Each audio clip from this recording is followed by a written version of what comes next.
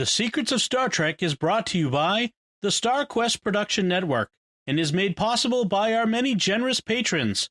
If you'd like to support the podcast, please visit sqpn.com/give. You're listening to The Secrets of Star Trek, episode 123. Captain to bridge. Spock here. Make it so. Surrender is not an option. Attention crew of the Enterprise, this is James Kirk. We are all explorers, driven to know what's over the horizon, what's beyond our own shores. We would have helped you get home if you had asked. That's who Starfleet is.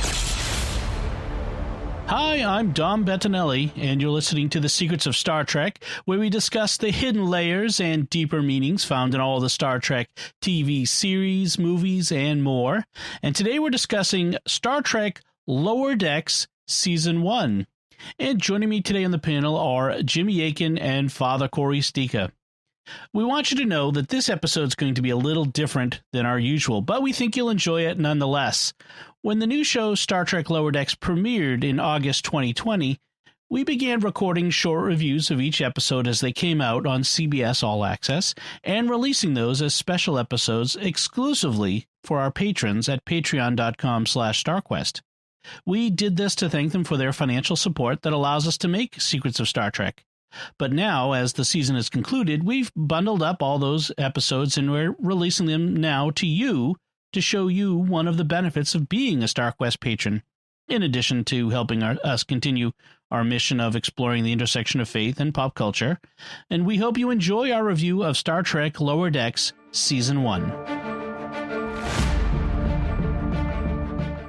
Joining me today are Jimmy Akin. Hi, Jimmy.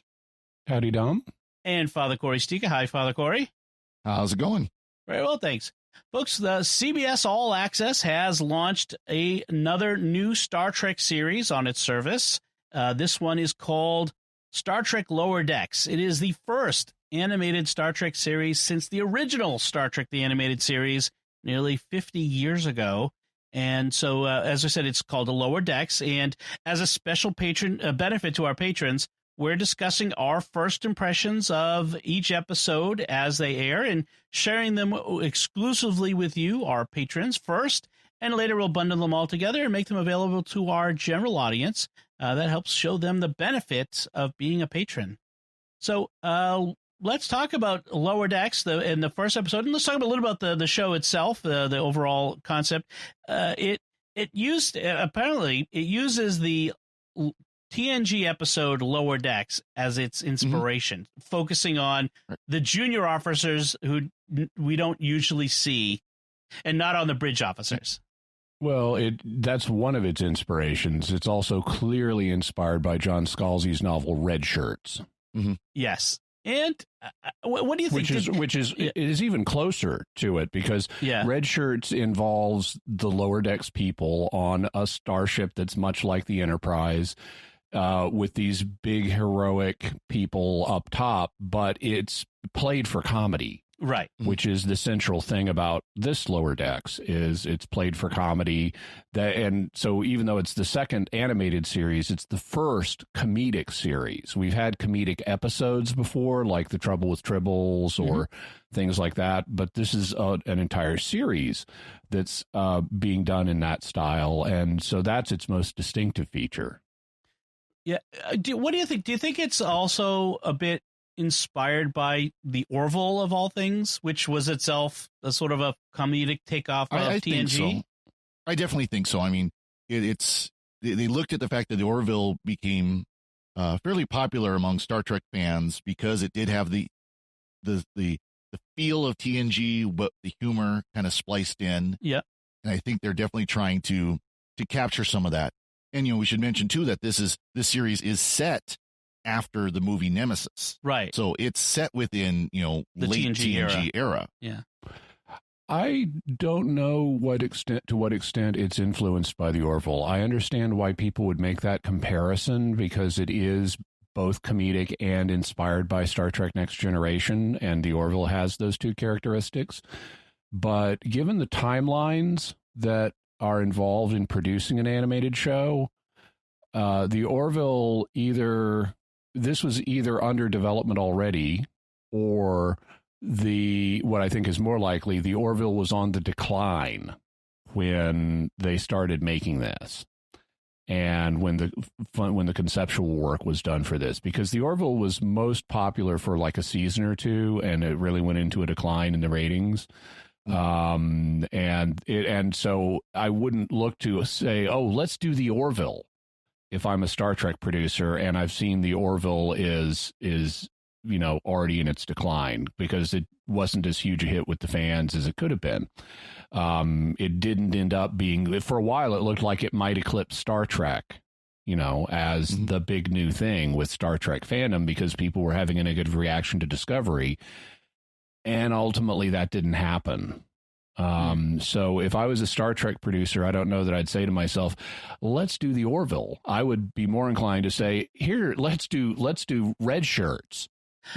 And it just is coincidence that it has similarities to the Orville. I wouldn't put it past anyone in Hollywood to copy something that's already on the decline as a way of sucking the air out of the room for a new competition. And to be fair, Orville has only had 2 seasons. Season 3 is still on hold until all this fun stuff with the virus gets taken care of. So, anyways, but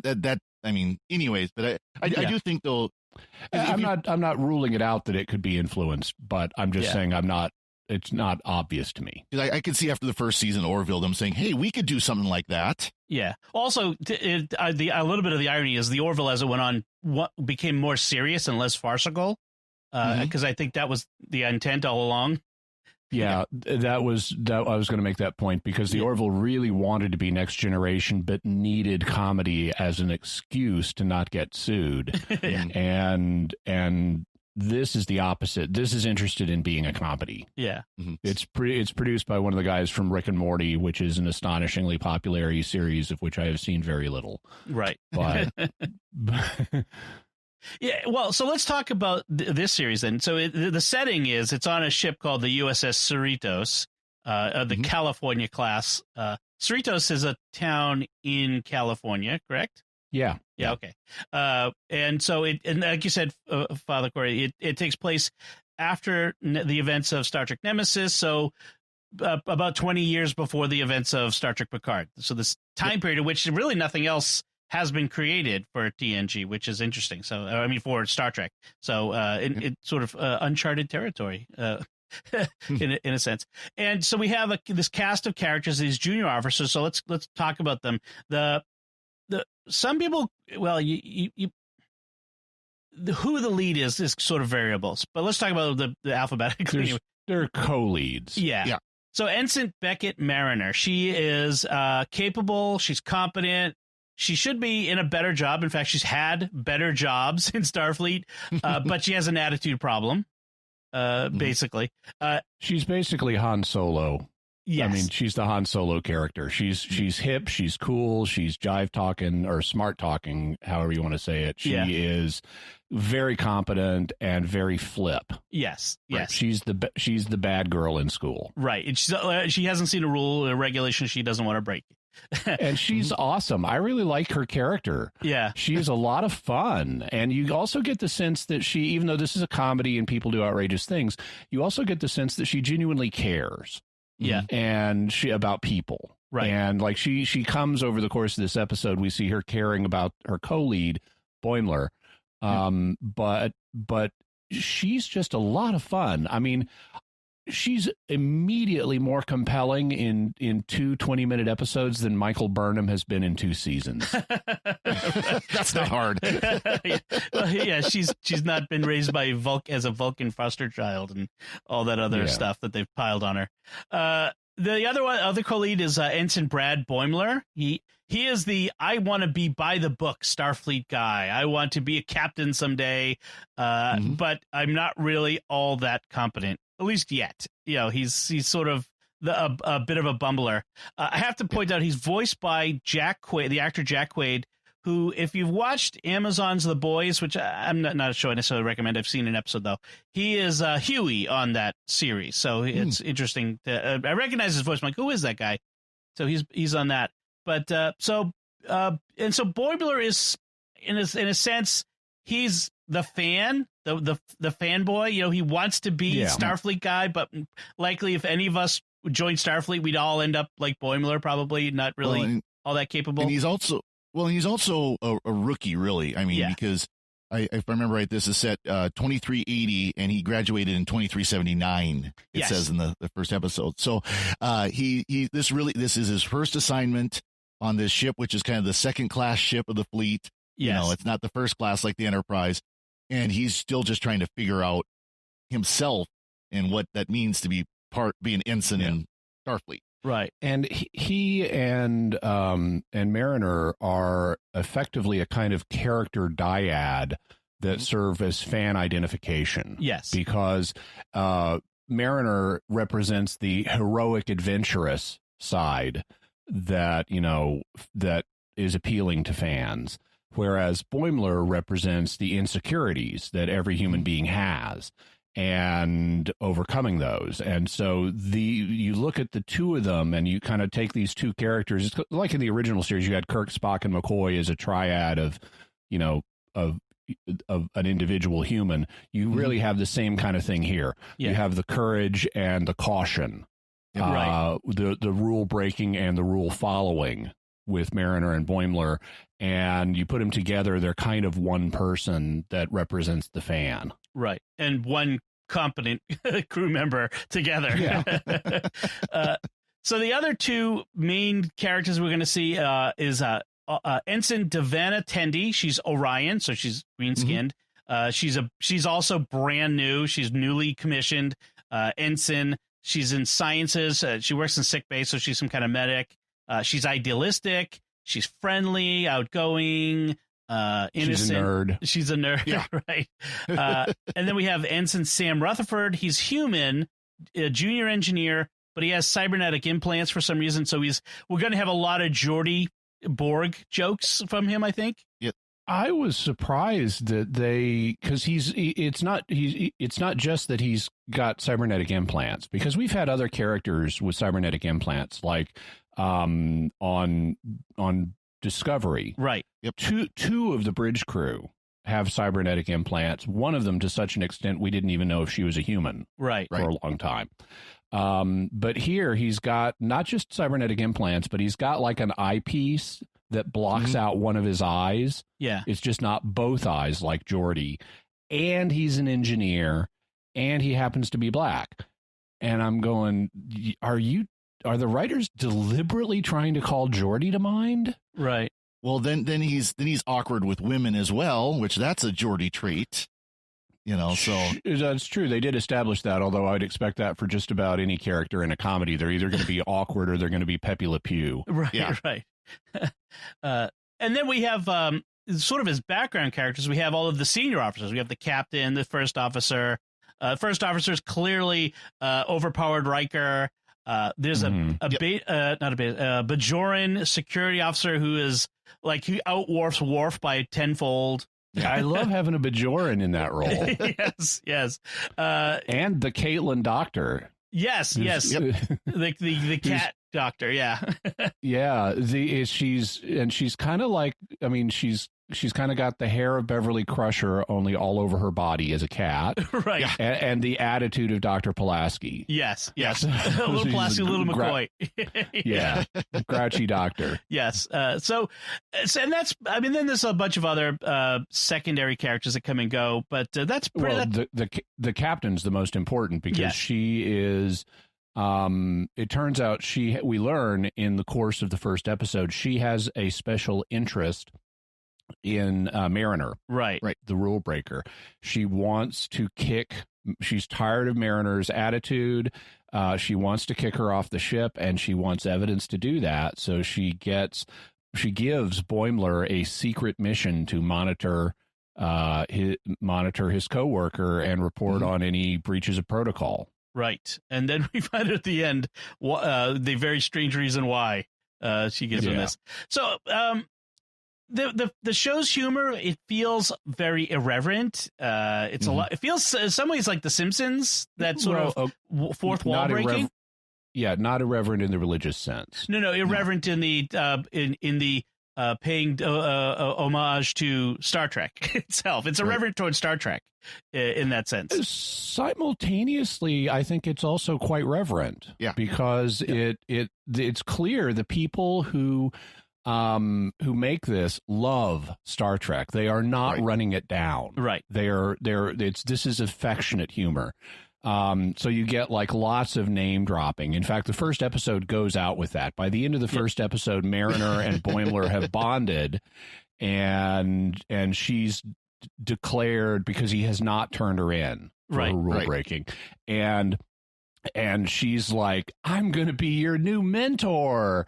It's going to be so awesome. I'm going to teach you all about Captain Kirk and my man Worf. And have you ever heard of Khan Noonien Singh? And he's going, yes, I've heard of him. And so, how about Gary Mitchell? I'm sure I can look him up. You know? So this is clearly humor from people who enjoy the franchise and like it. They're just, this is in sort of in the family teasing. There is a ton of Easter eggs for fans in this. Including references to stuff that's sort of the way that some of the cliches of the originals, not just the original series, but all the series, some of the cliches that come up, some of the things fans love to point out about the show, things that we bring up a lot of times. So there's a lot of those references.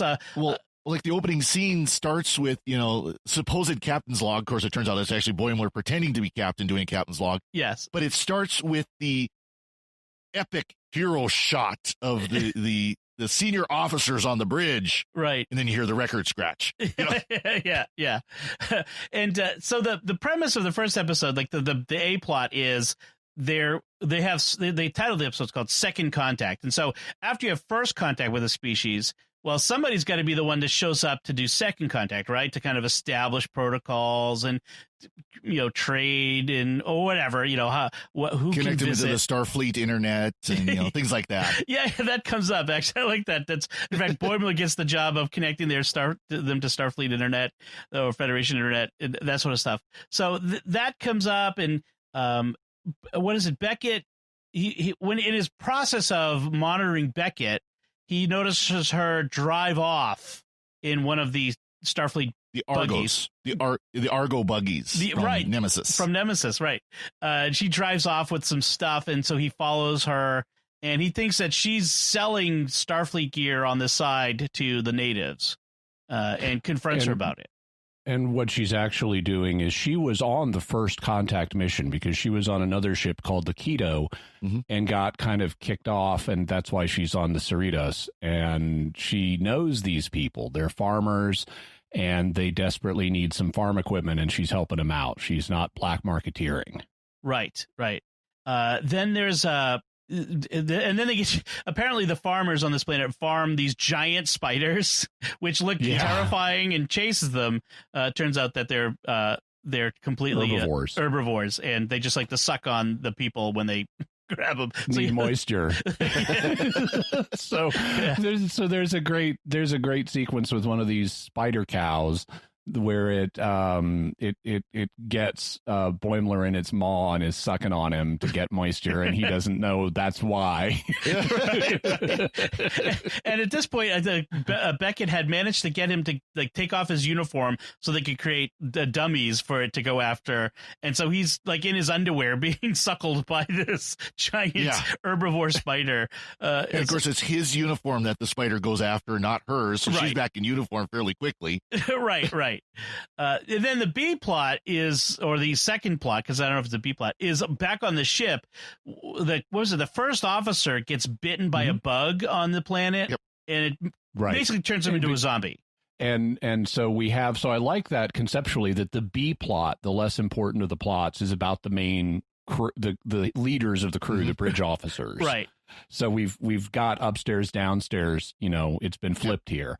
And meanwhile, even then, the B plot isn't strictly about the bridge officers. It's really about how our engineer friend is having a date in the midst of the in crisis, the middle of a zombie outbreak, and it's like he's having a great date. They just even though there's a zombie outbreak around them, and they're dealing with the zombie outbreak, they help with the zombie outbreak. It's still really a date they're on. Yes. Well, he's on a date with with Ensign Barnes, who's a Trill, and I thought at least her look was very clearly inspired by Ezri Dax. Yeah, that's the same short haircut, the same, of course, with the spots and everything. Although not the personality, she's definitely not as neurotic as Ezri Dax could get. Right. Well, and I love the fact that in the end, what it is that makes it's not the crisis or anything like that ends up making the date end poorly. It's the fact that the Tendi, her name is, or no, not Tendi. Would you say her name was? Barnes. Barnes is the woman in the date. Yeah, Barnes was unconcerned with the fact that a red alert overrode the maintenance hatch access protocols, and she wasn't concerned by that. And Rutherford just couldn't deal with someone who could be that way toward. Well, he just started geeking out about this door not working right. And I like at the end of the episode when he's sitting down in the lounge with Tendi talking about this. Yeah. And so, how did your date go? And it's like, oh, it was great. She was intelligent. We had a lot of fun. I don't think I'll see her again. Why not? Well, she wasn't concerned about whether red alert overrode this door lock. And Tendi's like, oh, I totally understand that. Yeah. I don't know why someone wouldn't be into that. How could she not be interested? Right. And it shows us revealing what a geek Tendi is, and setting. Also, Tendi had her own adventure because she works in sickbay during the zombie outbreak. At one point, Dr. Ta'ana, the cat doctor, told her to pump this guy's heart manually. Yes. And she's squeezing the guy's heart, and it's like, I'm sorry, and he's going, I'm sorry, but she's got to keep doing this to keep him alive. And then at the end of it, she's like, I got to pump a human heart. So she's quite the geek. Yeah. And we now have what I think is going to be, and they start to play with this in the next episode, but a romance with Rutherford. Yes. Yep. Yes. So I like Tendi in that. I love it when she first walks into sick bay and I'm supposed to be working with the nurse. That is the nurse. And of course he's strapped down and zombified and everything. So she's strapping him in, she's shaking his head. Well, it was so great to work. I'll be so glad to work with you. As he's spewing black bile all over her. Yeah. Right. All right. So, anything left to say about this first episode? What do you think? I mean, is this long term? This is a thing? Of course, we've got the big disclosure at the end of why the captain is so interested in. Oh, that's right. Yeah, we should mention that. Yeah.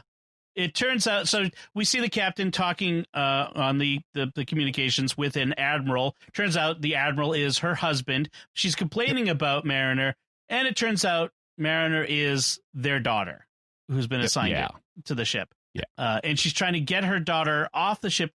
Why was it she didn't like her daughter on the ship? She wanted to get her off. She breaks rules. She causes trouble, and she basically undermines her in front of the crew. That's right. That's right. Which she actually does at one point in this episode. After they've solved the zombie outbreak problem, which they did because Boimler was covered with spider cow slime. Yep. That had the antidote in it. That's right. And Dr. Ta'ana realized that and manufactured the cure. The captain is giving all of the credit to Dr. Ta'ana.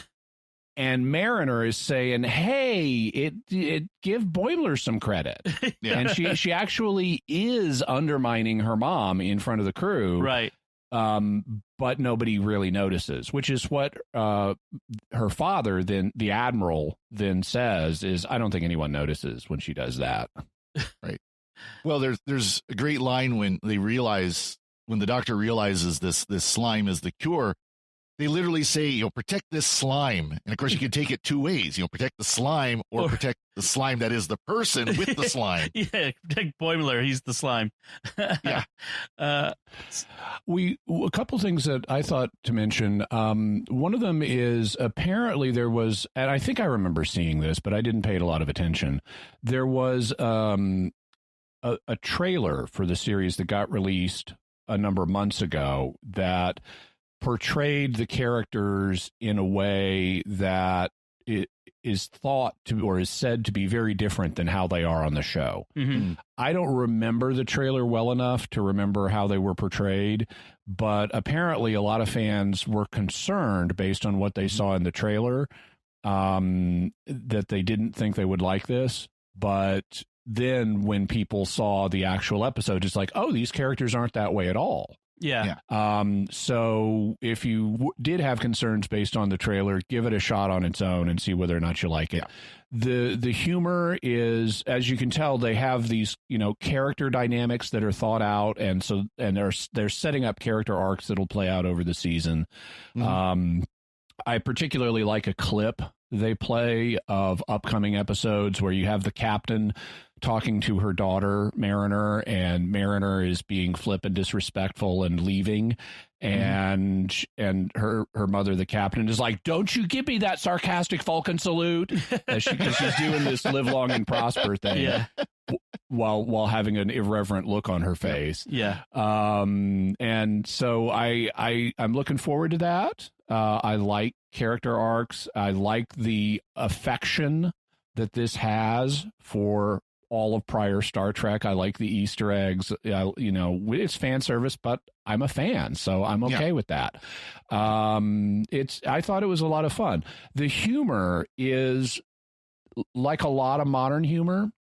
It is similar. I have seen a little bit of Rick and Morty, and it is similar to that, but it is more family friendly.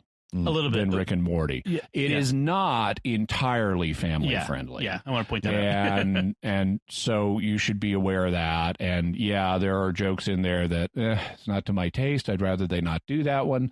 But it's kind of on the same par as what The Simpsons used to be. I don't know what The Simpsons is now in terms of family friendliness. Mm-hmm. It's better than, say, Family Guy was. Family Guy was not family friendly at all. Right. Whereas this is more towards Simpsons level, but there's still some innuendo. There's still like the all nude male Olympic holodeck program that get where we don't see anything. Right. They're all turned away, but they make a joke about it. There's some of that stuff. And a little bit of the humor, like a lot of modern humor in visual media, is mildly transgressive. Not in the sense of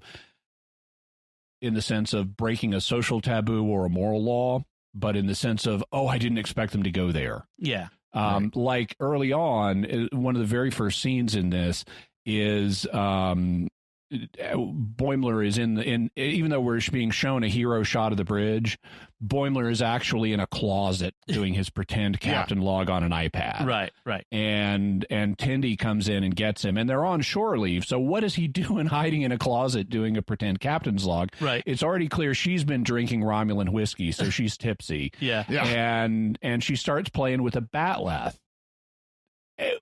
while she's tipsy. And she's like playfully menacing Boimler, and then like stabs his leg accidentally. And we see some blood, but it's a significant cut from a 20th century perspective. Right. And they just look at each other and scream. And we go to the credits, which involves a bunch of sight gags with the Cerritos traveling in space. But when we come back, since this is the 24th century, his leg is totally fine. Yeah. Because they just took him to sickbay and ran a magic wand over it, and now it's fine. But there's that moment from a 20th century perspective where it's like, I didn't expect them to go there for us to actually see a cut like this. Yeah. That's true. Father Cory, what do you think? Did Star Trek need lower decks? Is this a positive addition? I enjoy it. I kind of enjoy it. It's okay. I'm really kind of struggling with it a little bit because does it need it? No. Is it fun? Sure.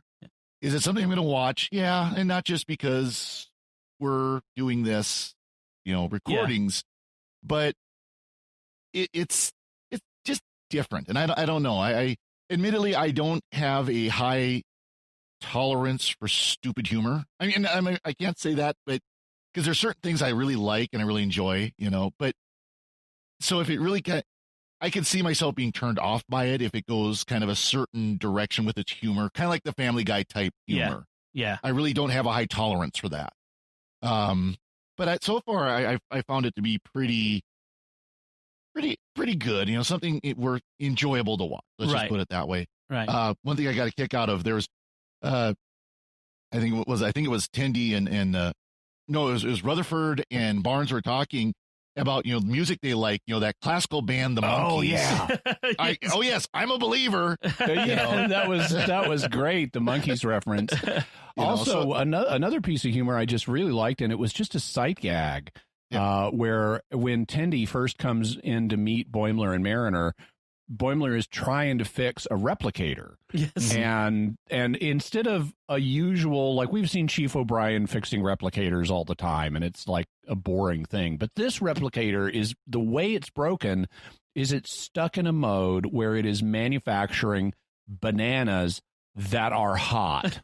Yeah, so hot bananas. To touch. They're like really hot. They're like hot bananas instead of hot potatoes. And so like every 5 seconds, it just spits out a hot banana, and and Boimler will try to pick it up and it'll burn his hands. And it's just this sight gag of, okay, let's have a replicator that's spitting out bananas every 5 seconds, and they're like hot potatoes.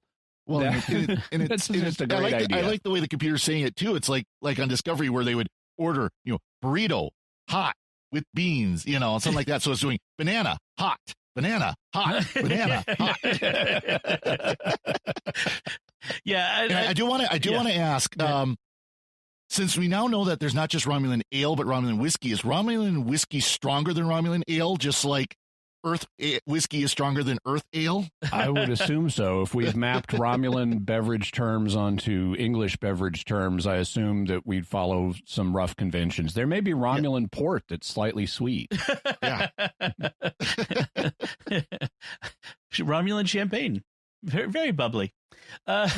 So we did get an email, a preemptive email from a listener, a patron, George, who sent this along. He says, so I just watched the first 2 episodes, and he says, it's a mixed bag for me. Why the crude humor? It's too over the top, although some of it's pretty funny. Did they get all their ideas from the Orville? Although the show might not last very long if they continue to reference everything from all previous Star Trek shows as often as they do. Haha, not really. I think I'll watch another episode or 2, but I don't see it getting much better. Well, I think different people have different reactions, just like they do to everyone. De gustibus non est disputandum. Mm-hmm. And that applies especially to humor, because as the Emperor Cartagia reminds us, humor is such a subjective thing. Don't you think, Malari? So, yes. Your mileage may vary, but I really enjoyed it. Okay. I think we're all agreed that we like it a little better than George did. I think we could, crude humor. Yeah, I could do without it. But I liked the references to other Star Trek shows. I like the Easter eggs. I think some of it's funny. You could overdo that, and that could get old, quickly. But if they can kind of continue to develop the characters a bit, I think there's actually some potential in the characters.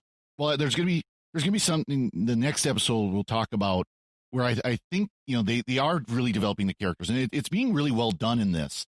They're not just flat characters like so many, like we talked about The Simpsons. There really has never been a lot of development of characters in The Simpsons, and that's the whole point. It's the same basic character. Not after season 3. Yes. And it's this, they are trying to do it where these aren't just flat characters that are the same characters every week, There's going to be aspects that will keep coming up week after week after week, but they are developing the characters. And I think that's going to be to its benefit. And I think it is a well-done series. It just might not be my taste completely, at least not yet, but I do enjoy it. Yes. It just, it is a well-done series. It's still Star Trek. It's not at my top, but it's not, terrible either. So I think it's worthwhile. At the moment, if you asked me, would you like to see a brand new episode of Lower Decks, or would you rather see a brand new episode of Discovery? think I'm going with Lower Decks. Okay. Yeah. Okay. I don't know if I'm there yet, but yeah, I mean, I appreciate it. All right, I think we should wrap it up there. We're threatening to go longer than the actual episode that we're covering. We're talking about the second episode called Envoys. So just first, brief overall impressions of Envoys. What did you think of this episode? That it's got the two plots, one involving Boimler and Beckett Mariner, and a second plot involving Devana Tendi and Rutherford. What did you think of this episode overall, Father Cory? Yeah, I have to admit the A plot, if you will, with Boimler and Mariner, I kind of cringed a little bit throughout much of that. And we'll talk about just basically she was a know-it-all right during this episode. The other plot between Tendi, well, especially with Rutherford, where he's going between he wants to spend time with Tendi, so he's going to change careers. And I thought that was really well done. Yeah. I thought that was kind of fun to see, because when in the first episode, the bridge crew seemed almost cold and arrogant. And then they kind of flipped it on their head for this episode where they're actually willing to work with Rutherford and were supportive of him as he's trying these different careers, even when he hits the one in ops where he was not cut out for it whatsoever because he killed all the kids. Yes, yeah, accidentally. Yes, Jimmy, what did you think of this episode overall? I enjoyed it overall. At the end of last episode, we had, we see character arcs being developed in this episode that were set up in the first episode. In the first episode, it ended with Mariner announcing that she was going to be a mentor for Boimler. And we see that happening in this episode. In the A plot of this episode, Boimler has been assigned to take a high-ranking Klingon to some peace negotiations, but he gets drunk and steals their shuttle. Right. And Boimler then has to get the shuttle back, which he does with Mariner's help. And at first she's like overclassing him and everything because she has actual experience in the field and this is his first assignment. But we get the sense very clearly by the end of the episode that she's taking her role as a mentor seriously. She's seriously trying to help this guy and is willing to go out of her way and even lose face in front of others in order to help him. Right. The B plot is also growing out of the previous episode, where just at the end, after Rutherford had a date with another woman who turned out she was great, but not quite nerdy enough, we had a little spark of, hey, there could be a relationship with Tendi, the Orion woman. And we start to, because she is geeky, and that starts to pay off here as they have a sort of date to watch a nebula together. But his work schedule interferes with that. And then he makes this decision out of the blue. And this is something they could have chalked up to his cybernetic implant or something, but didn't, to get out of engineering and try another job so his schedule will be different. And I'm going, really? Other people have to report to work too. I don't know that could you just maybe shift to a different shift in engineering? Right. So I thought that it was an implausible premise that someone would suddenly change career tracks like that. But once I accept that and say, okay, that's what they're doing, I thought it was well played. And one of the things, as Father Cory mentioned, is it got us to introduce the different bridge officers. Yep. So we learned more about them because he tried out each of the different major departments. And so we got to get another sense of the characters who otherwise you would think would be the stars of the show, but actually are the supporting cast. And I enjoyed how they played that because, as Father said, they flipped the hero mode script on us. It wasn't, you're the best engineer, I can't afford to lose you. It wasn't that at all. When he goes up to the chief engineer to say, I want to transfer, they do play it for comedy, making it hard, say, oh, you're my best number one engineer. I wish all the engineers here were like you. My life would be so much easier. I want to transfer. Well, that's just great. If there are new career opportunities, any department would be fine to have you. Yeah, and they do that more than once, where where you're expecting the senior bridge officer to be angry, and he's actually supportive. Well, and they even kind of play that up where he acts like he's angry, and you get the looming, darkened view, and all of a sudden, that's great. Yeah. Some people I've seen complain, like, the implausibility of the situations. The idea that, he would completely change careers in order to spend more time with her, or that sort of thing. But in some ways, it feels a lot like the workplace comedies we become used to, whether it's was it Ninth Precinct? I forget what it's called, but Precinct 99, or The Office, or Parks and Rec, which are all kind of farcical workplace comedies, and that's kind of what this is playing out as, is a workplace comedy. And let's be honest, Star Trek is full of implausible situations that they turn into episodes. So this isn't unique to this. At least they're playing it for comedy here. Yeah, exactly.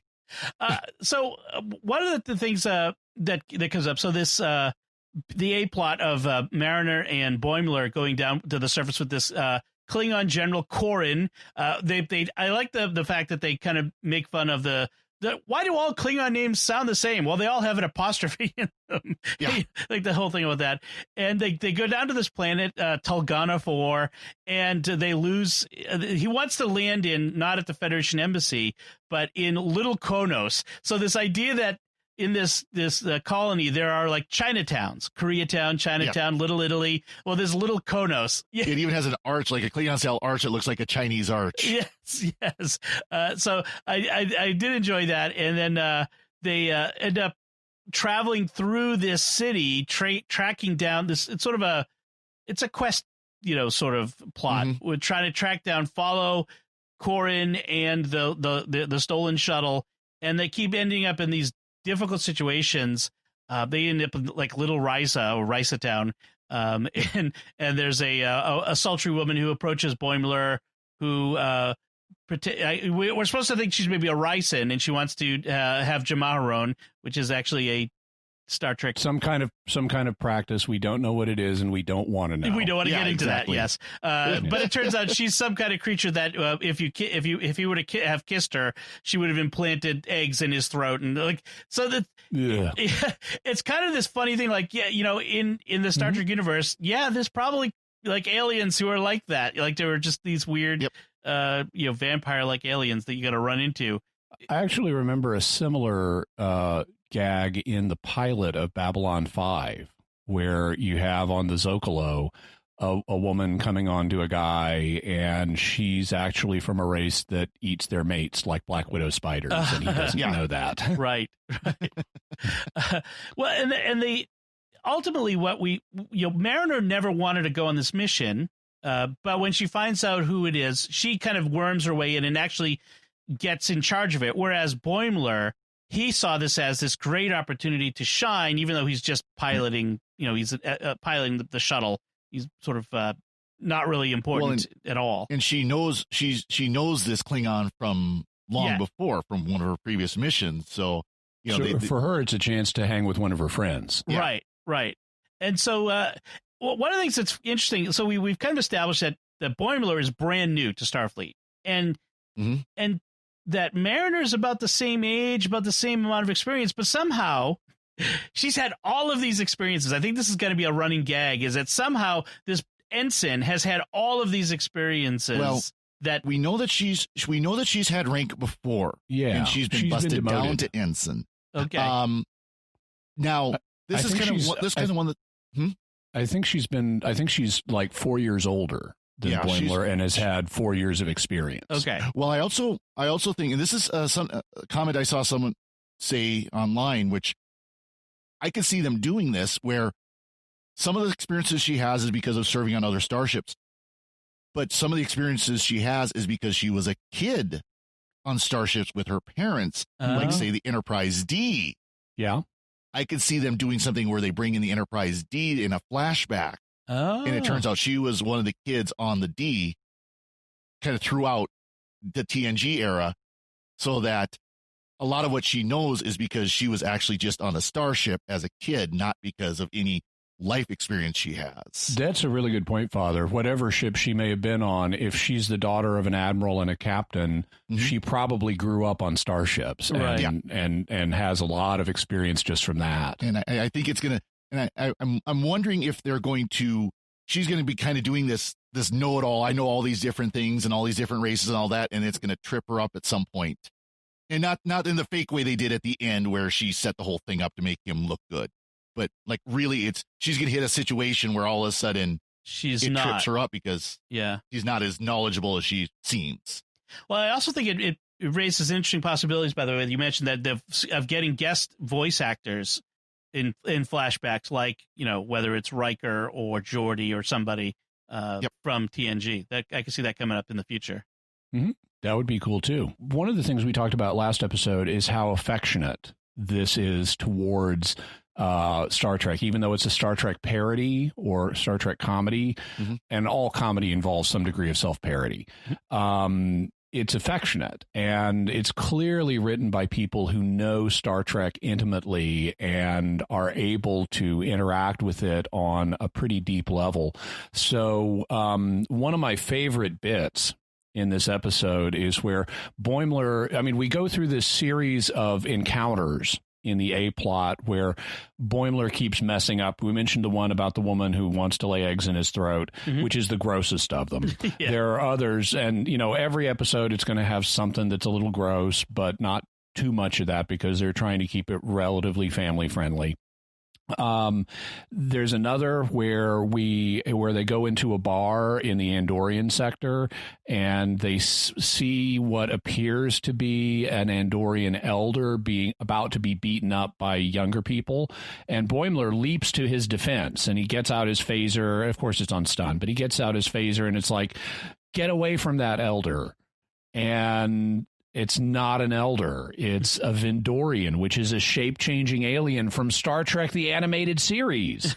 Right. And so it's from the episode The Survivor. And so if you're a fan of the animated series, here's something for you. You'll recognize the Vindorian shape-changer. It looks kind of like a red octopus standing on tippy toes. And I remembered that instantly from my childhood before they even said its name. As soon as they showed it, it's like, that's from the animated series.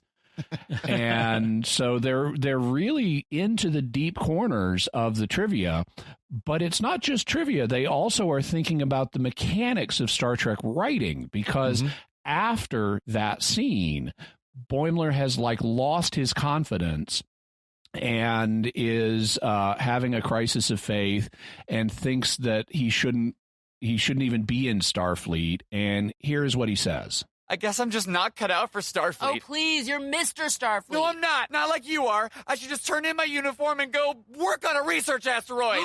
No, absolutely not. Do not even joke about that. That is the lamest thing you could do. I should just study bugs on a far-off planet and then eventually get eaten, and no one will even know until they stumble across my distress call, but it'll be way too late, and then they'll have to spend a bunch of time deciphering how things went wrong based on my final shaky video logs.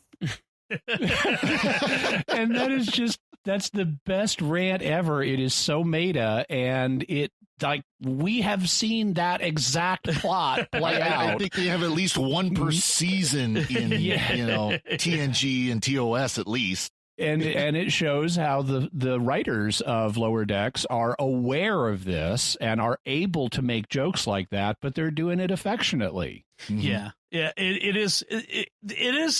The series so far is full of that affectionate, not just Easter eggs, but affectionate connections to the rest of Star Trek. I mean, it's almost a fan production. Like if a bunch of fans got together and made a fan film, this is the sort of thing you do is you make these references. Asterisk, a good fan film. Yes. Let's stipulate. So the other plot with Rutherford, trying out all the different positions. What I love is he wants to try operations. So he's going to try to be a bridge officer, and he ends up in, as you mentioned, the what is apparent, almost a Kobayashi Maru holodeck simulation where you have a warp breach imminent, the temporal rift, and he just basically freezes up. I don't know. Just keep flying. Just keep flying, and the ship ends up destroying. And then the first officer says you should have used the Janeway protocol. But what was the Janeway protocol? I forget what that is. They never said. They never said. Okay. I'm sure it was supposed to be like a nod to like the Picard maneuver type of thing. You know? Yes. Something do you do when a starship encounters a temporal rift? Because as we know, Voyager had its fair share of temporal rifts it was getting pulled into. And then so they actually started him with like a level 34 advanced training scenario. Right. And so they knock it back to level 4. So this is like the kindergarten level training scenario. Yeah.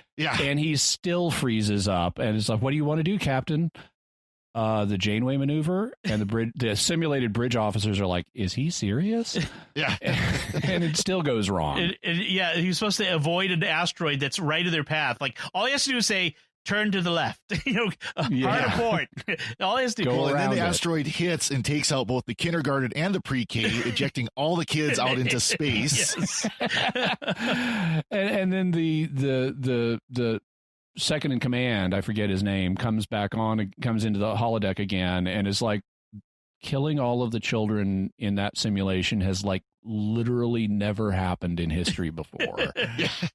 Let's do it on a ship with more kids.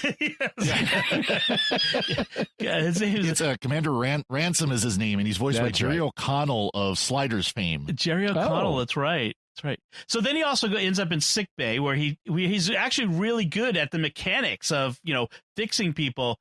But he has a horrible bedside manner where he's basically telling the guy, "Oh, you have like an 18% chance of living, but that's pretty good, Well, now it's 20 of dying. Yes, yeah. Now it's a 20% chance of dying. What? And he gets kicked out of that, and then ends up in security, where we talked before about the Bajoran security chief, Shax. Who wants to blow up all the warp cores he can. Yes. And so he loads up goes to the holodeck combat simulation smorgasbord, which involves a bunch of Borg attacking him, and in a wrestling ring. In a wrestling ring, right? And you expect he's going to be overwhelmed here, but no, because he's a cybernetically enhanced human being, he totally takes down all the Borg, something which no one has ever done before. He's able to use his implant where it basically plots out where's the weak point on each Borg. Right. And then just kicks their butt, literally. And he's a natural born warrior. But Rutherford in the end decides, no, my heart is not in being a security officer. It's being an engineer. And once again, like you said before, it's like, what? That's awesome. You do what makes you happy. Yeah. Well, one thing I do like about the security officer is that just a little thing they threw in. He's Bajoran, and he goes, by the prophets. Oh, yes. Yeah. Yes. This, right. That. Yep. I like this sequence reminded me of an arc that they had on Community, where one of the characters on Community, Troy, wants to be with his friends, but in order to help his friends, he ends up becoming an air conditioning repairman, and he is like inducted into this secret cabal of air conditioner repairmen, and he's like gifted as an air conditioning repairman. He is like, so he's the almost the messiah of air conditioning repairmen, and so it's like he has this destiny awaiting him as an air conditioner repairman if he'll only take it. But no, he wants his friends. Right. And that's like what we have happening here with Rutherford. Because he's got the Vulcan implant. All he had to do was tap it. It did a scan on all the Borg. It says combat routine optimized in his visual field, and it just implements. And he's got like, you are the chosen one of security officers, if you will. He gets inducted into what Shax calls the bear pack of the security team, and I like at one point they're making bear noises to show their appreciation and stuff. But he turns his back on that destiny in order to go back to his true love. Yes. Yep. Which is the Jeffries tubes. The Jeffries tubes, right, and the EPS conduits. So the back with Mariner and Boimler. Mariner, meanwhile, gets Boimler's self-confidence back by setting up a situation where they have to walk through essentially the Central Park of Tolgana 4, where they are waylaid by a Ferengi who's all of the stereotypes of Ferengi right there on screen, who's trying to trick them very obviously into following them someplace where he can, waylay them and rob them of whatever they have. And Mariner is so transparently dumb about it. She's, that's not a Ferengi, that's a Bolian, obviously, and he's trying to just take us to a shuttle. And was a Boimler, yeah, is no, I know better. And even Boimler, who's not really all that competent to things, figures out the situation and that he's not supposed to go and ends up saving the day.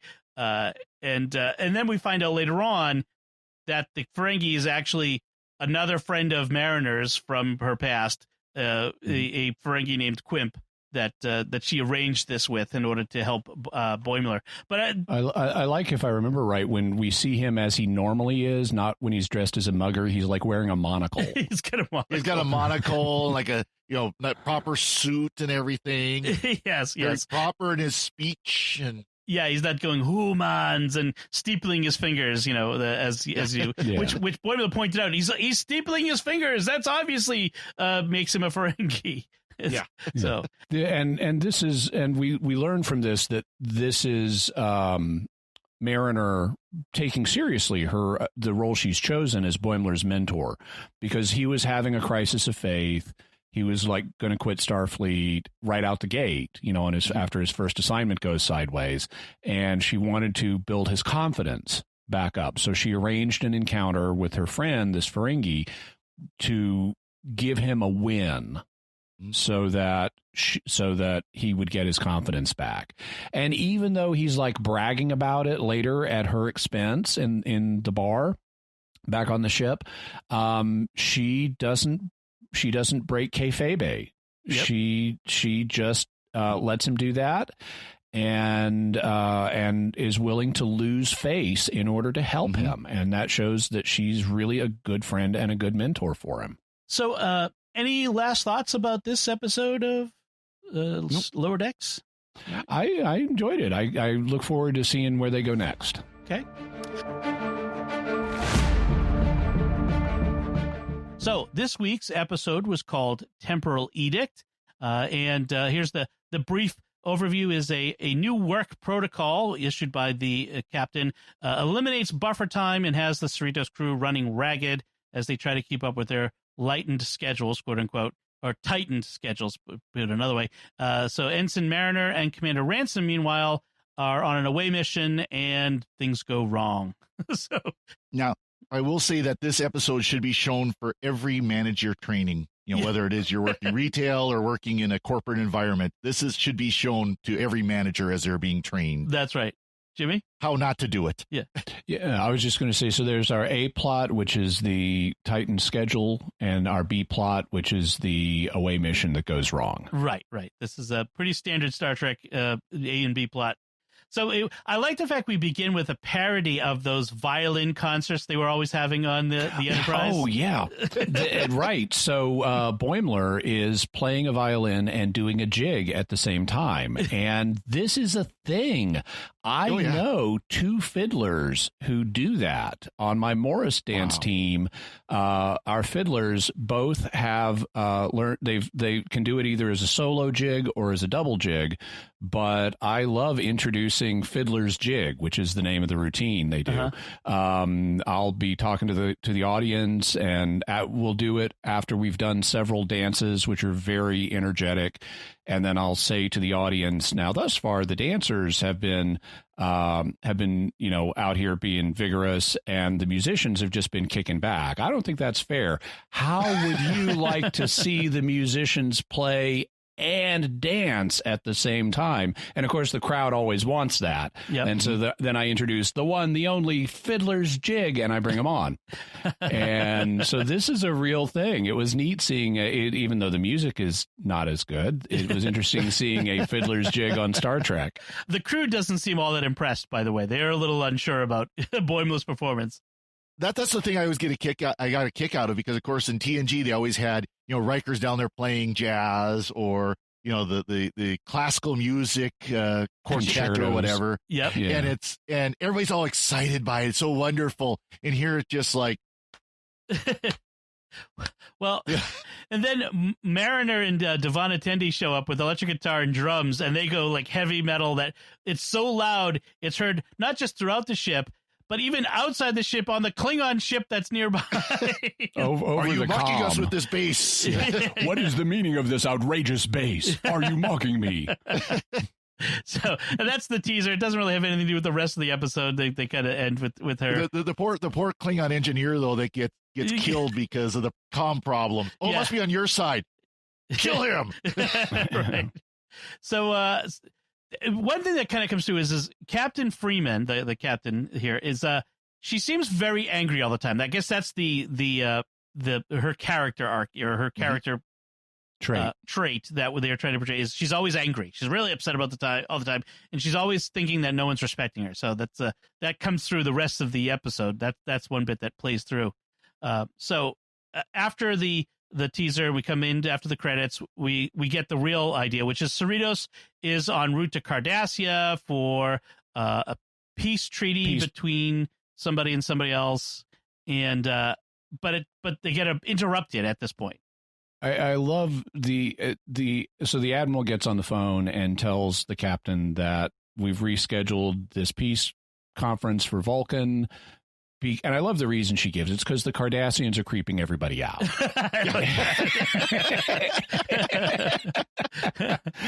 And so you'll just, Captain, have to wait for the next once-in-a-lifetime peace conference. Yeah. In the meantime, you have to go make second contact with Gelrak 5 and deliver some diplomatic trinkets, as she's told. I couldn't, when she said diplomatic trinkets, I couldn't help be reminded of triumphal ornaments, which were a thing that they had in ancient Rome. In ancient Rome, if you had a major military victory, they could vote you a triumph, which was like a major public celebration of your victory. Yeah. But eventually they started restricting the triumph to only members of the imperial family. And so what do you do if you have a general who wins something that used to would have gotten a triumph, but now we're restricting those to members of the imperial family? Well, you reward them not by giving them a triumph, but by giving them triumphal ornaments. Right. And so I just couldn't. Diplomatic trinkets reminded me of triumphal ornaments. That's funny. So at this point, Captain Freeman is convinced that Starfleet doesn't take Cerritos seriously, that they don't do enough to earn the respect that they deserve, and that the crew is probably slacking on their job. So we've set up the A plot here. Meanwhile, in the brig, Mariner, Boimler, Tendi, and Rutherford, there are four main characters. They're working on. They're slacking on their job. Right. Well, they're fixing the force fields of the cells. And then they're like, okay, we're done now. Let's hang out and, relax. And we get this famous idea that Scotty first proposed, which is always quadruple your time estimates for how long a job's going to take, so that they think you're a miracle worker when you get it done early. Well, they've taken it to the next level, which is so we can slack off and be lazy and not do the next thing that we have to do. Just waste time. Right. So they have buffer time. So Captain Freeman goes on a rampage through the ship because she hears someone refer to buffer time, a crewman, and so she says she corners Boimler and gets him to tell her what buffer time is, because he's typical, like, I want to follow the rules. I'm a good Starfleet officer, and I'm always going to do the thing the captain says to do, and he blabs. He can't help it, and she issues an order that no buffer time, that everyone's going to have a really short period of time to get every task done, and that's that. And so from now on, no more buffer time. I like the line she used when she saw the two ensigns just kind of slowly walking. It's like, don't be in a hurry. It's not like we're exploring the galaxy or anything. So after a week, we skip ahead a week, and after a week, everyone is now run ragged, except for Boimler. Yeah. Boimler loves it. Yeah, he loves being timed on every task. He's that guy that you work with, He's the workaholic. He's the one that's like, if I'm not doing two tasks, I'm slacking. Right. Nobody can get their TPS reports filed on time, And so they're everything's going wrong. I mean, this is obviously right from the get-go. This is a bad idea, making people run to do things in not enough time, because it means they're not going to get the job done properly. Meanwhile, Mariner is tasked with going on an away mission with Commander Ransom, the first officer, this diplomatic mission to Gelrak 5. But because they're being run ragged, they bring the wrong peace totem, and that starts a war with these crystal spear people. And they get imprisoned. They have to pick a champion to fight the Galrikian champion. And there's this argument between Ransom and Mariner about who gets to be the one to fight the champion. Mariner contends that Ransom's too much of the straight-laced, guy who follows rules, whereas she's got the scars to prove that she's willing to put it all out there and got experience, because she always breaks the rules. She knows how to fight in a way he doesn't. Right, is the argument. She fights to win. And so he says, you're right, and then stabs her in the foot with the crystal spear so that she can't fight. Meanwhile, the Galrikians have launched an invasion, a boarding party. These people armed with spears who have starships to invade the Cerritos. And so, because everybody's so run ragged from the strict scheduling, they're too tired to repel the borders. They just don't even bother. They just keep doing whatever they were doing. Well, they don't even worry about the border. And the captain tells them to. She says, resist the invaders, but do not stop your current tasks. You have to do both now. Right. So they multitask on the Enterprise, don't you know? Yes, exactly. Yeah. They bring that up. We have the Enterprise name drop. I also, before we move on, I want to note that this is supposed to be a second contact mission, and this is something they've said before, that they did this when they in the first episode where they made second contact with people, and Ransom both times has referred to these people just having been brought into the Federation. Yeah. Mm-hmm. And it's like, that's not how it would work. You don't meet somebody and immediately bring them into the Federation. You meet somebody and then you have second contact, maybe go on a few dates, have some premarital counseling, and then you get hitched. Right, exactly. You don't elope the first time you meet. That's a bad idea. So Ransom has to have this battle, the Galrikian champion, who looks a lot like the Hulk. This is a throwback to Thor Ragnarok, really. I felt like this was a feel of that. So Vindor, but except Vindor, the Galrikian champion, he's actually thoughtful, and he says to his leader, maybe we could judge people, I don't know, by a jury of their peers, based on a constitutional body of laws. Like, no, we should judge people based on trial by combat. He's like, all right. So death race. Death race is what they come up with next. So in Ransom's battle with Vindor, he throws away his sword and uses the classic, I don't know if you noticed, it's a classic Kirk two-fist pummeling method. It just beats the heck out of him with it. Yes, but this is how you fight, apparently, is you put your two fists together and you pummel the other guy with it. Kirk always won every battle that way.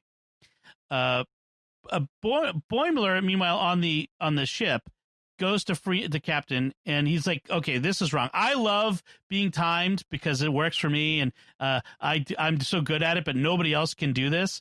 So he says, for the good of the ship, we have to loosen up, that we have to let the crew figure out how to get the job done the best way they can without saying you have 60 seconds to do every task. And Boimler loves rules and regulations, but the captain says, I'm going to institute a new rule, the Boimler effect, which will encourage shortcuts and prevent people from blindly following rules, which is the opposite of what Boimler wants.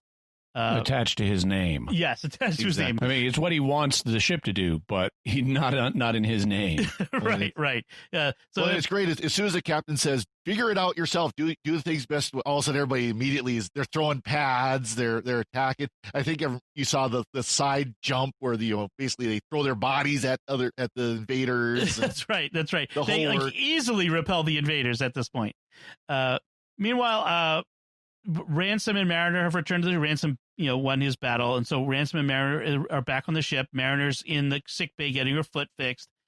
She thinks he's going to court-martial. Well, he thinks she's going to bring charges against him for stabbing her, because that's what you would do. Mm-hmm. but she's sort of attracted to him now for like some weird reason. Yep. We've got a budding romance between them. They're both attracted to each other. Right. And so she says, "No, I won't bring charges. You did the thing that was right, that break the rule in order to accomplish the goal." And he says, "Oh, thanks. That's really great. All right, boys, throw her in the break for rolling up her uniform sleeves," because he had told her to unroll her uniform sleeves earlier. And she's like, "What?" This is a classic, like the parable of the unjust judge. Or was it the unjust judge or the guy with the debt? No, That's it was what it is. the servant.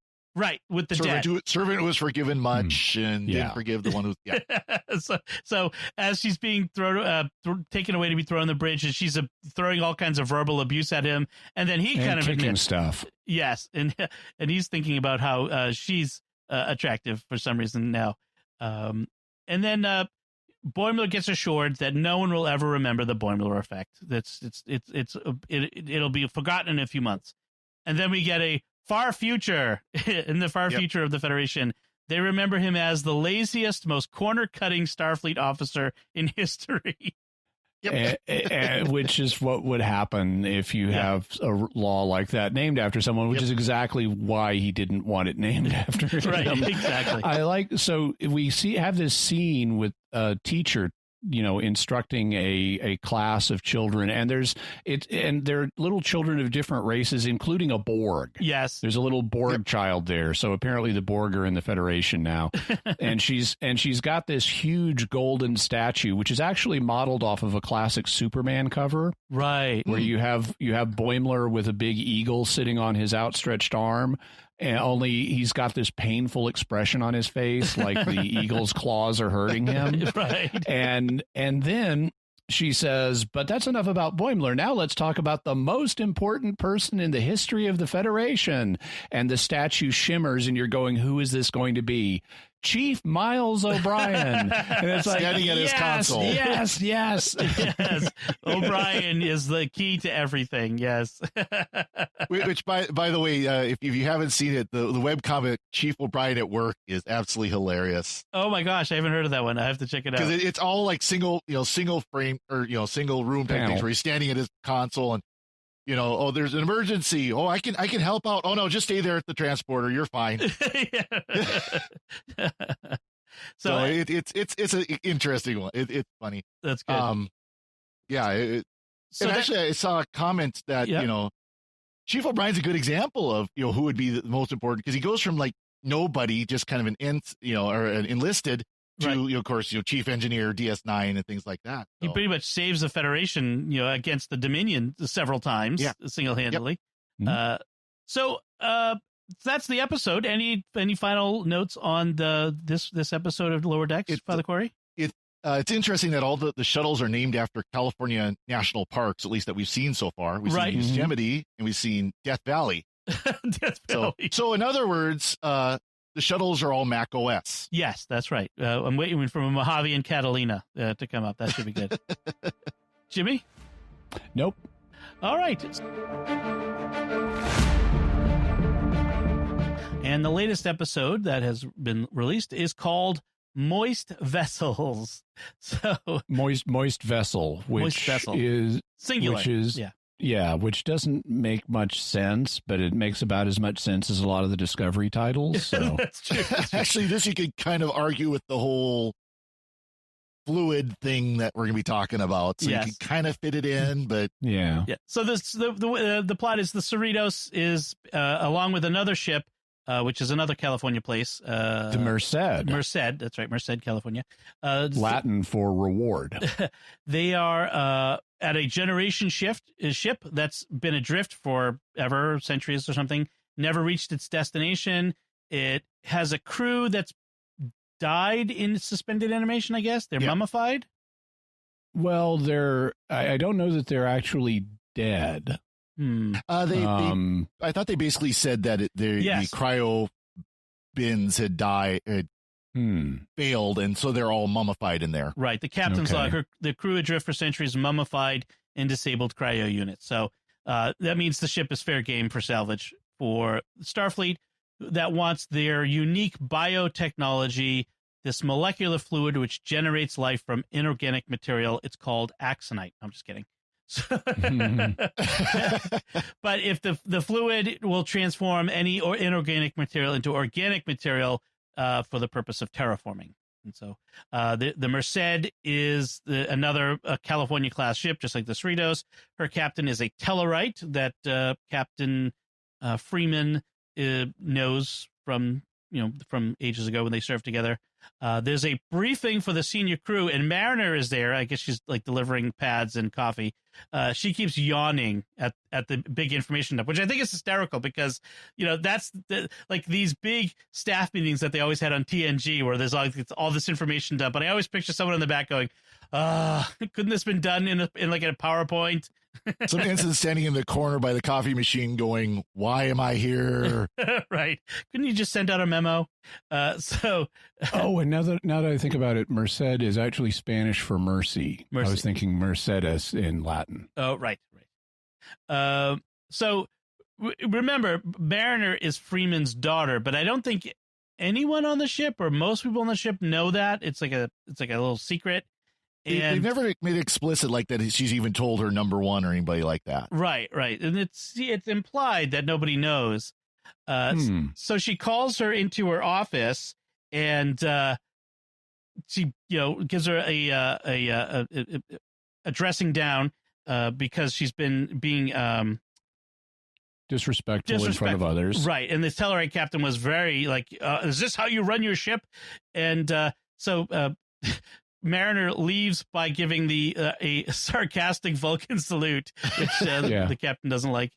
Leading to one of the greatest audio clips that I've been waiting for, which we will hear right now. Don't you give me that sarcastic Vulcan salute, Beckett! So the captain decides that she's trying to get Mariner to ask for a transfer off, her daughter, Beckett, to get a transfer off. And so she's going to give her all, this is another trope. From reverse psychology.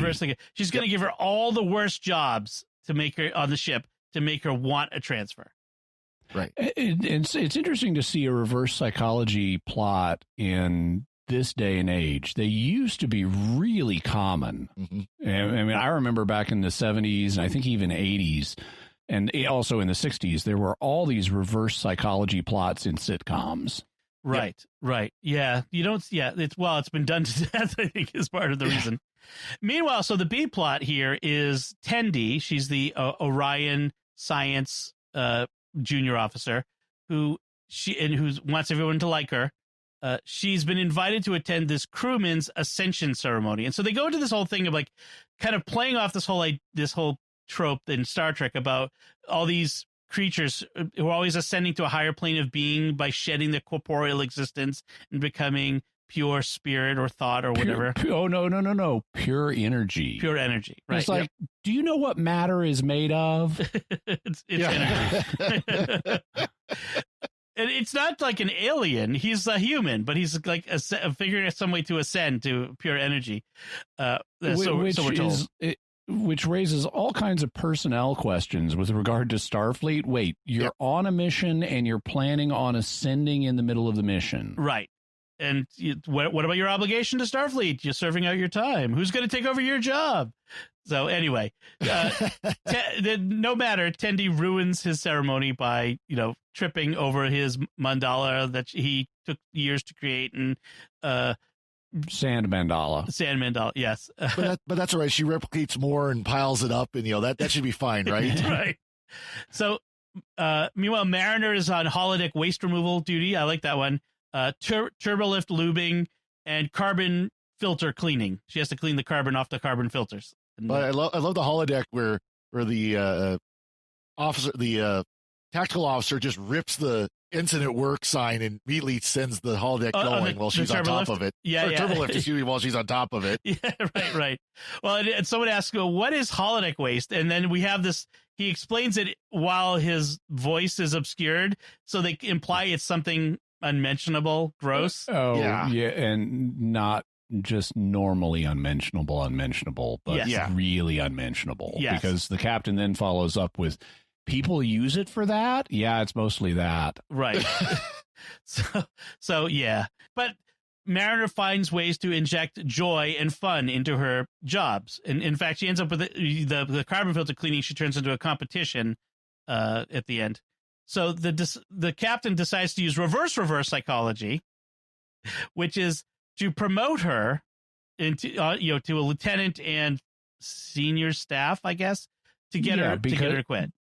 Because the one thing that she knows Mariner hates most of all is the officers. Right. So she makes her an officer. So now she gets to sit in on all the boring officer meetings. Yes. She becomes middle management. Out the office chairs. Right. Yeah. And other boring junior management type stuff. So she's been promoted to middle management, essentially. Tendi meanwhile is trying to get the guy whose ascension she ruined to like her again by stalking him with all kinds of religious traditions, and she's obsessed to help him ascend. Yes, she's obsessed with someone doesn't like her, and she knows now that this guy doesn't like her, so that's her thing.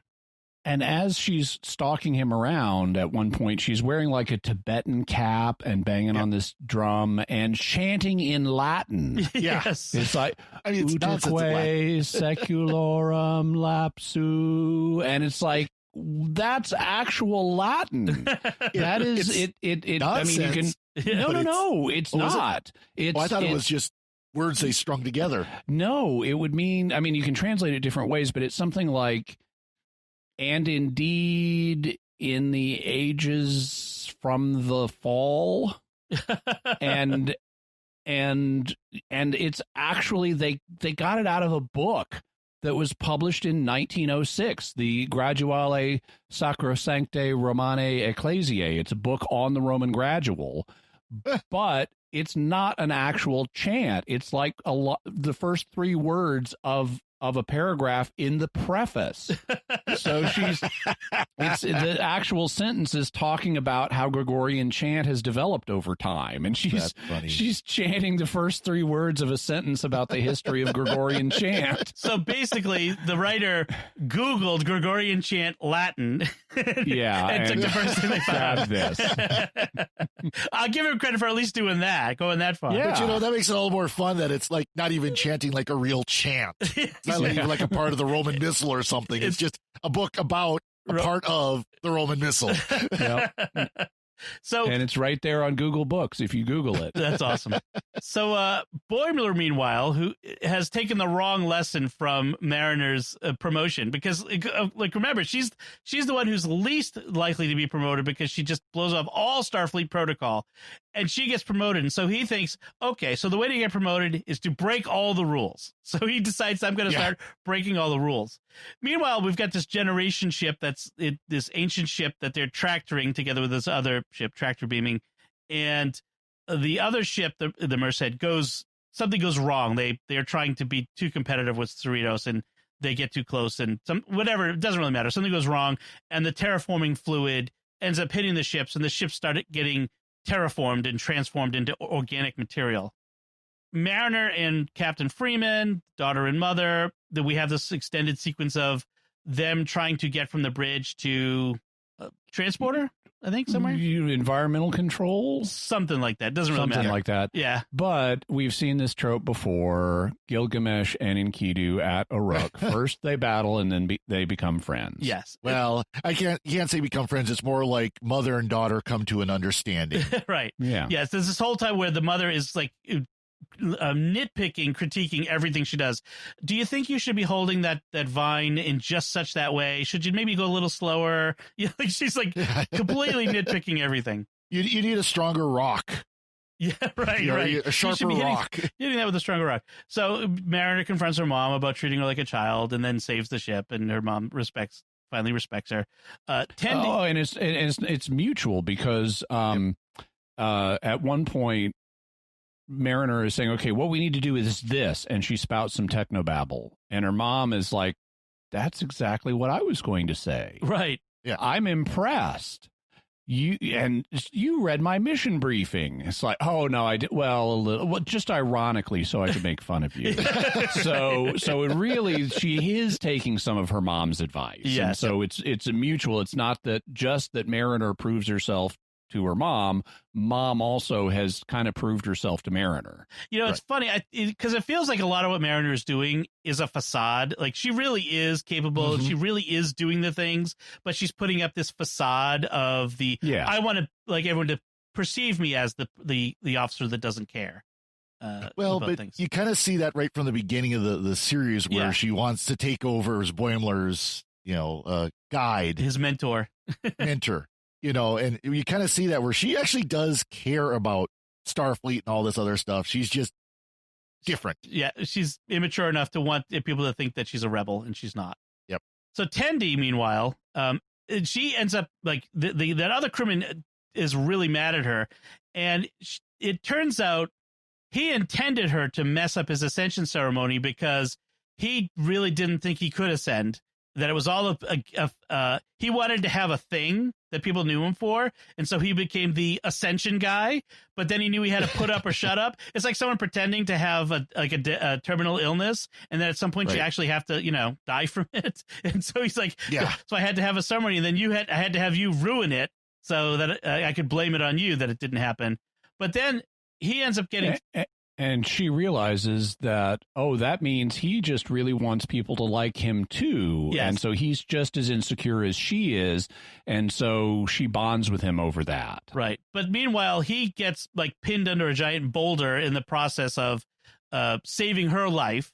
After she saved his. So they've now saved each other. Yes. But that act then makes him, pure enough to ascend. And so he starts ascending, which unexpectedly for real. Yeah. And then he finds out it is horrible and terrible and painful process, and I don't want to do this anymore. And why is the universe is built on the back of a giant koala or something like that? Why is he smiling? What does it know?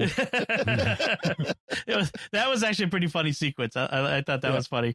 And then to end it all, we have to put all our characters back where they all started, of course.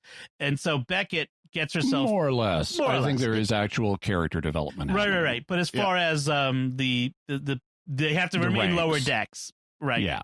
Yep. So she gets herself demoted by making fun of an admiral's accent because he says, "Oh, this is great." Yeah. So this admiral shows up, and it's not just his accent; it's his idiolect. Yes. His own personal way of speaking. He pronounces sensors as sensors, and to go along. The captain starts pronouncing them sensors too, and Mariner calls her out on it. There's nobody says sensors. Come on, and eventually, and she's mocking this, and eventually the admiral says, "Are you making fun of me?" Yeah. When I mispronounce things. And this is right after getting pinned on a medal for a good job and everything. Right. Oh man! So and then that's where we go. Boimler eventually notices Mariner back in their, the bunks instead of having her own room, and she got demoted, and he gets flustered because I'm always trying to get promoted, and you got there and got demoted, and it drives him crazy. So, and that's where we end things up. So, any other thoughts about this episode?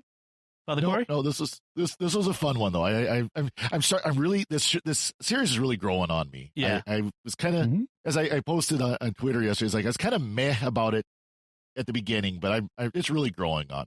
I enjoyed this. Yeah, one of the things I like about it is because it's animation, they have essentially an unlimited special effects budget. Yep. Now, CGI technology has taken some of the edge off of that. But it's still true. You can do more in an animated series than you can do with CGI. So like having this dramatically different environment where the ships are turning into organic jungles and stuff is happening really fast and different types of landscapes. I mean, there's one moment where Tendi is like, "Oh, that glorious coral," that suddenly sprouted. Yeah. That's really cool. Also, I like after the and Boimler's not in this episode much. It's really Mariner centric, Mariner and Tendi. But Boimler at one point is leaving. Well, initially, as Mariner is leaving after doing the sarcastic Vulcan salute, she's actually doing it with both hands and kind of waving them horizontally above, and one high, one low, and switching them up. And so it kind of looks a little bit like Adam West's Bat-Tusi dance. and later, when Boimler is leaving Mariner in the hallway, he starts doing the same hand signal. And she's like, that is not cool when you do that sarcastic Vulcan salute. And then after he's gone, it's like, yes, it is. Actually, it kind of is. It's kind of like they're doing a gang symbols. Yeah. Well, one thing I forgot to mention, they really poke at, how the reset at the end of every episode, like Voyager was bad about this, where the ship would get beat to heck. And the next episode, it looks like it just came right out of dry dock. Right. Well, when they cleared up all the inorganic to organic goo and the ship went back, it went back to like there was absolutely not a flaw in it. Right. There's not like, not a mark on the walls, not a mark on the hull, nothing. Yes, exactly. Every episode. At least they showed people cleaning it up, which they don't do on Voyager. Right. We never see repairs. Speaking of Voyager and the Year of Hell, is 2020, can we reset 2020 like at some point? Like Year of Hell? Well, can we find the time ship so that we can blow it up and reset the year? Yeah, I would appreciate that. Thank you. Anyway. All right. So that's about does it for Moist Vessel. The latest episode is called Cupid's Errant Arrow. I want to start by mentioning this is definitely not one for the kids. There's nothing explicit in this one, but there are bleeped out words and like visually blacked out body parts and euphemisms. Well, and there's one visually blacked out body part. Yes. Right. And so they take this in a more grown up direction, shall we say, than they have before. So they're clearly placing this as an animated series for the grown-ups more than it's not a kid's series. So our basic framing story here is we have a moon that is dangerous and is going to fall out. It needs to be demolished. Yep. It needs to be imploded. And there are two planets, one of purple people, one of red people, that are endangered by it. And so the Cerritos has been sent with a different but similar class ship that specializes in difficult engineering missions. And the two ships together are going to deal with the moon. Yes. And so that's what the main officers are dealing with. What the bridge officers are dealing with. The captain in particular is trying to deal with negotiations between the red and the blue people. The red and the purple people. And that then gives us the backdrop for what's happening with our main characters, the Lower Decks crew. As usual, we have an A story and a B story, with the A story focusing on Mariner and Boimler, and the other focusing on Tendi and Rutherford. Oh, I'm blank. Rutherford. Yep. And so the A plot with Mariner and Boimler is Boimler has a girlfriend from the other ship for reals, and she's hot, and based on traumatic events in her own past, Mariner assumes that the girlfriend must be something evil. Yes. And so she sets out to prove that she's some kind of evil, destructive thing that is going to harm Boimler. Right.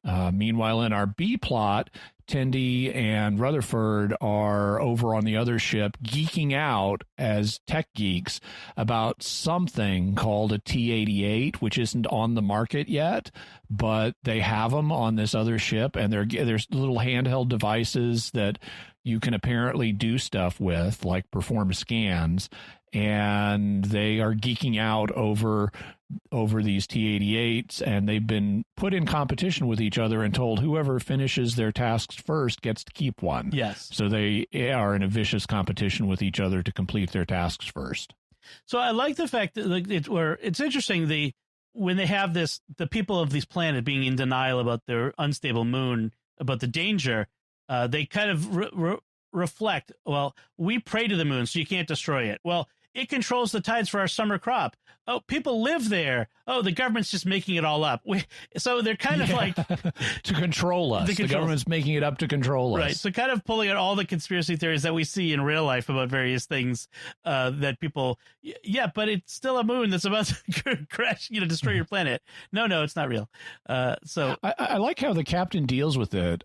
She kind of ignores the government is making it up to control us one. Yeah. But for all the others, she's got a solution. It's like, okay, we're going to transport down 3 tons of dirt from the moon for people to worship.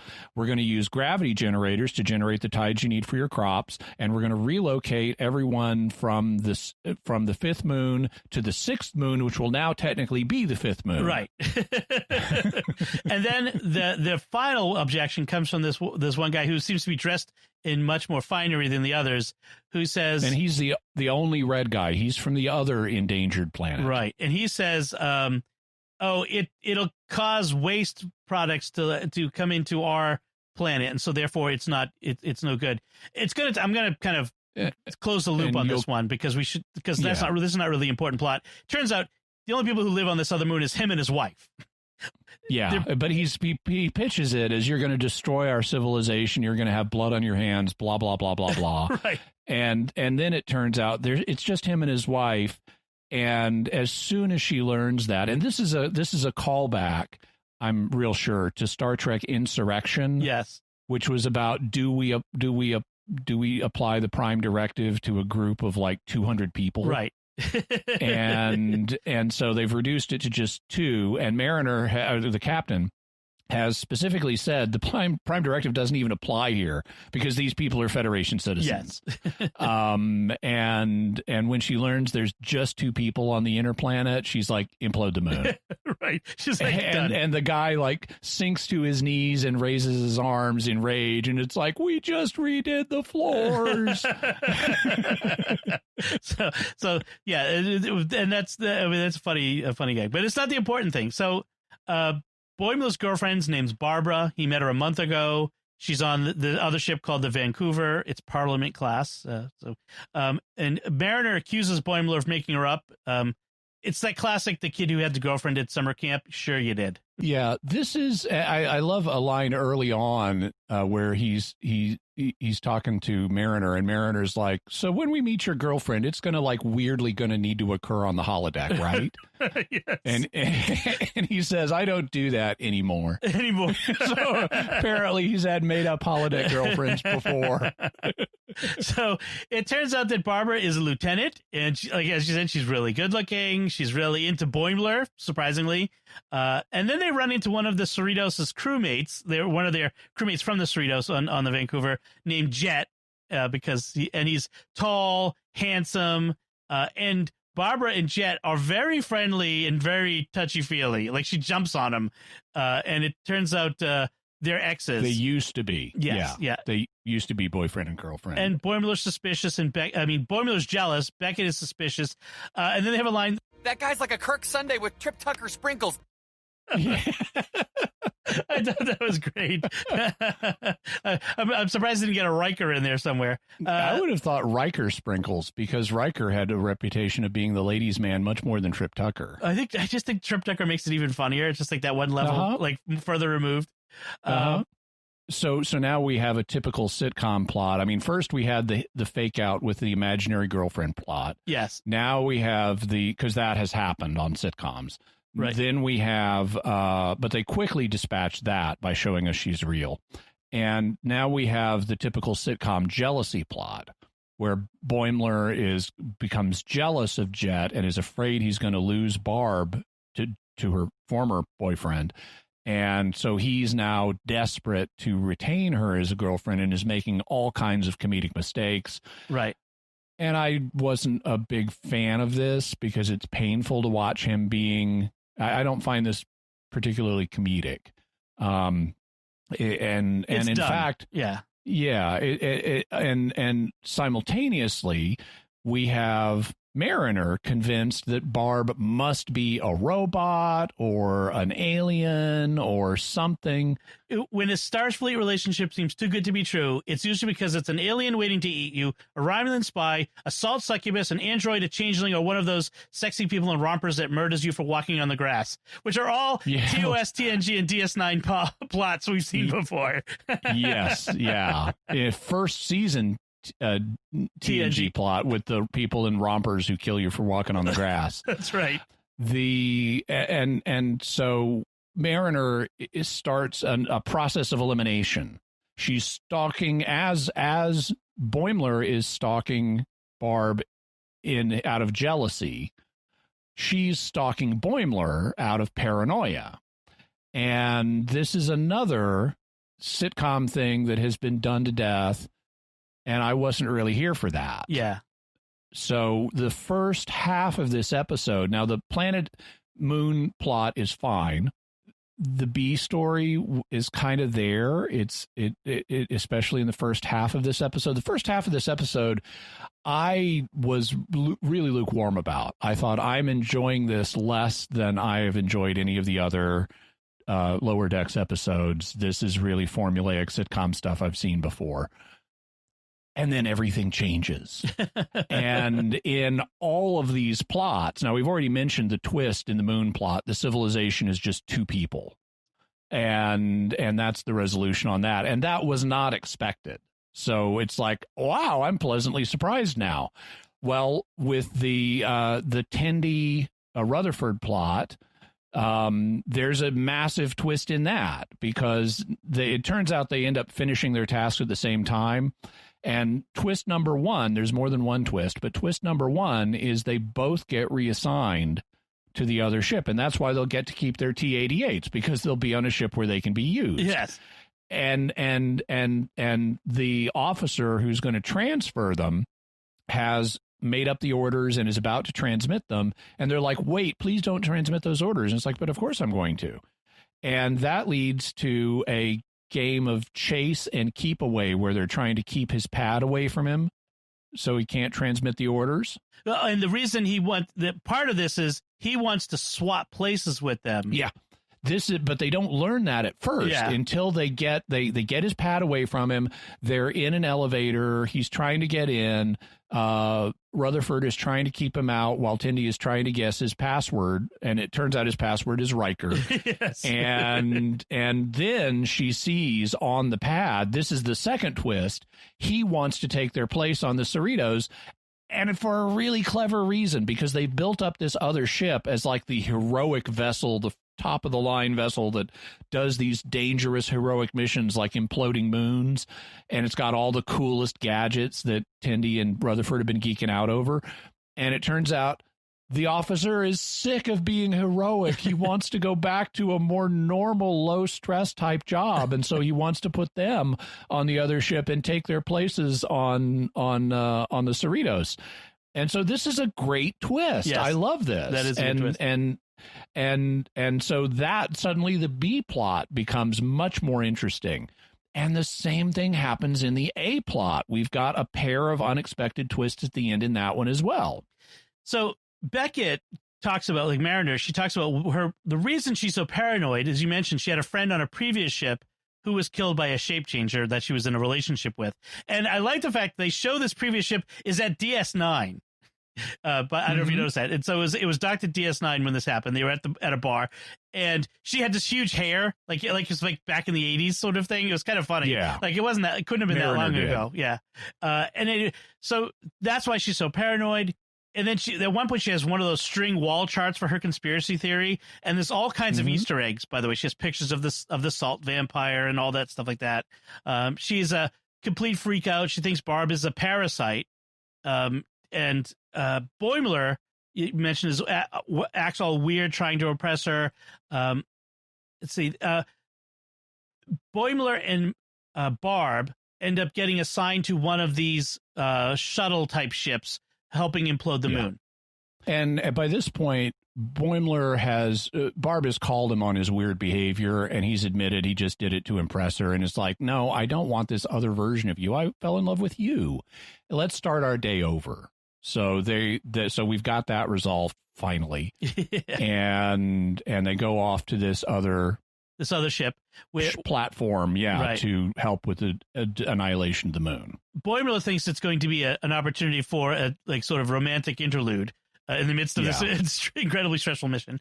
And Mariner, and this is where we see the visually blacked out body part. Yes, or don't see it rather. Yes, Mariner gets knocked out at this point, and Barb and Mariner fight over Boimler, both accusing each other of being an alien because they were acting so weird. Right. So this is the second great twist, the first of the two great twists in the A plot, that because of how sneaky Mariner has been acting, Barb is just as paranoid about Mariner as Mariner is about Barb. They both genuinely want to protect Boimler from the other. And so we have this battle with the two of them, flinging stuff at each other and fighting because they both really genuinely care about Boimler and don't want him to be hurt and are convinced the other is some kind of threat to him. But we've seen this story before.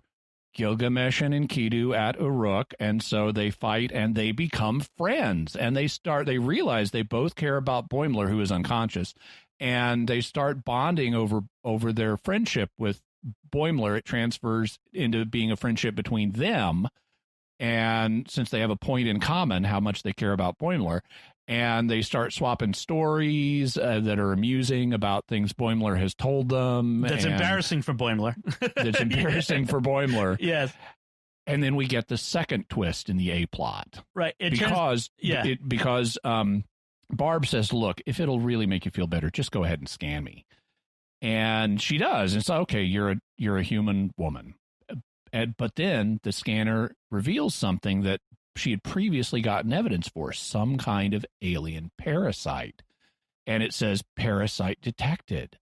And they go to Boimler and scan him, and there's where the parasite is. It's on the back of his head. Right. And this is why Mariner had previously gotten evidence of a parasite being around somehow. It was Boimler, not Barb, who had the parasite.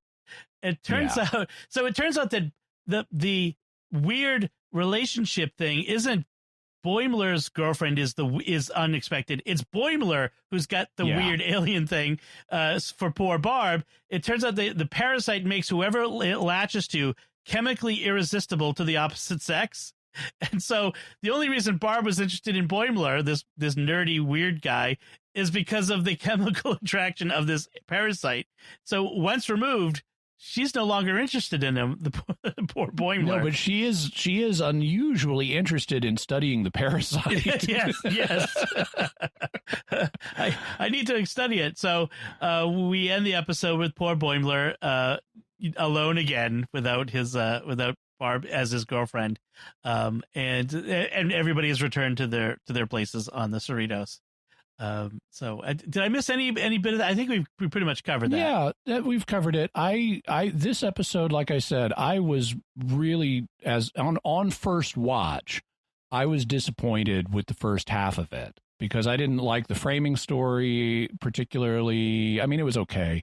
I thought both the A and the B stories with our main characters seemed really sitcom formulaic. And then in the second half, it all transforms and we start getting these major unexpected twists in all three of the plots.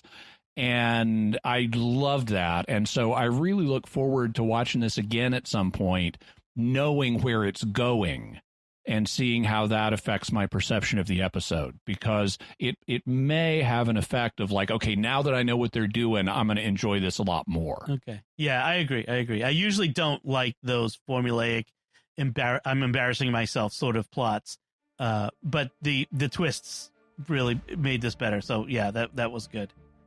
All right, I think that should do it for this time. And joining me today are Father Cory Stika. Hi, Father Cory. How's it going? Very well, thank you. And Jimmy Aiken. Hi, Jimmy. So I've been thinking about the most pressing issue with Lower Decks, which is how does it fit into the canon? Yes. You know, is it canonical or not? And what I would do if I were running the Star Trek ships is I would play with that. I would have now we obviously have references in Lower Decks that establish the rest of Trek as canonical from a Lower Decks perspective, but I would drop hints in other series that Lower Decks is canonical without necessarily being 100% explicit about it. For example, now with Discovery, it doesn't really work because Discovery is set before Lower Decks. Or after. Or after now. Yeah. After now, true, but really way after. But what I would do is in the next season of Picard, I would have either Picard or Riker, who is in charge of the Titan. And we have a reference to the Titan in this episode of Lower Decks. Yeah. I would have like Riker drop a reference to like, oh, those clowns on the Cerritos. and what I also would consider doing is taking one of the voice actors and having them portray, because Picard is set, 20 years in the future, have them portray an older version of the same character that's maybe played comedically, but not as broadly. Like take Mariner in particular. I'd love to see Mariner. Captain Mariner. Yeah, exactly. And it could even be funny. You could play, it's like she's got this really boring job now or something in Starfleet and just can't deal. How about a future short treks would be a great way to do that. Where they had her live action, the actress, live action Mariner in the future interacting with Riker or whatever. That would be a good one. And her boring drudge job would be the comedy, given her tendencies. That would be good.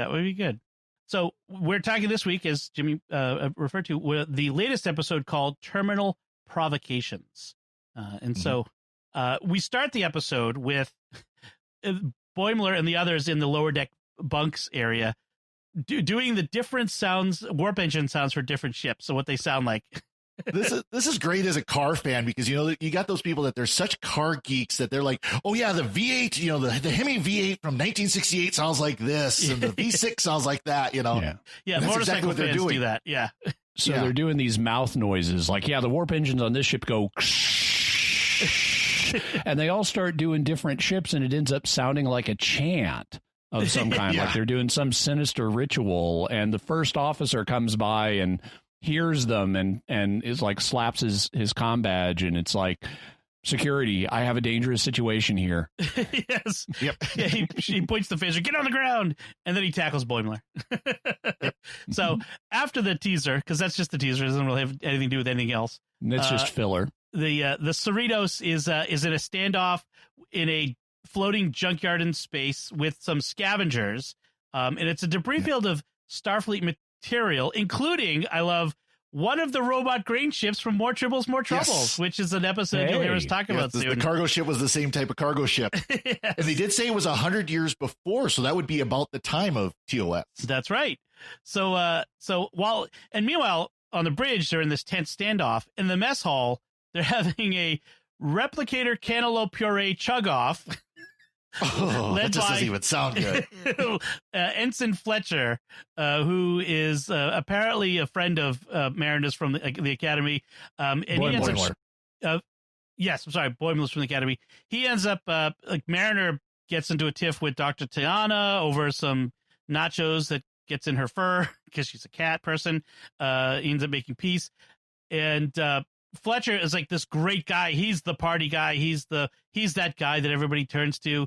He helped Boimler. He prevented Nausicaans from eating Boimler's heart, which is a reference to when Picard got stabbed by a Nausicaan. He's a natural diplomat and negotiator, so he was able to compromise with the Nausicaans, so they just spit on Boimler instead of eating his heart. Yes.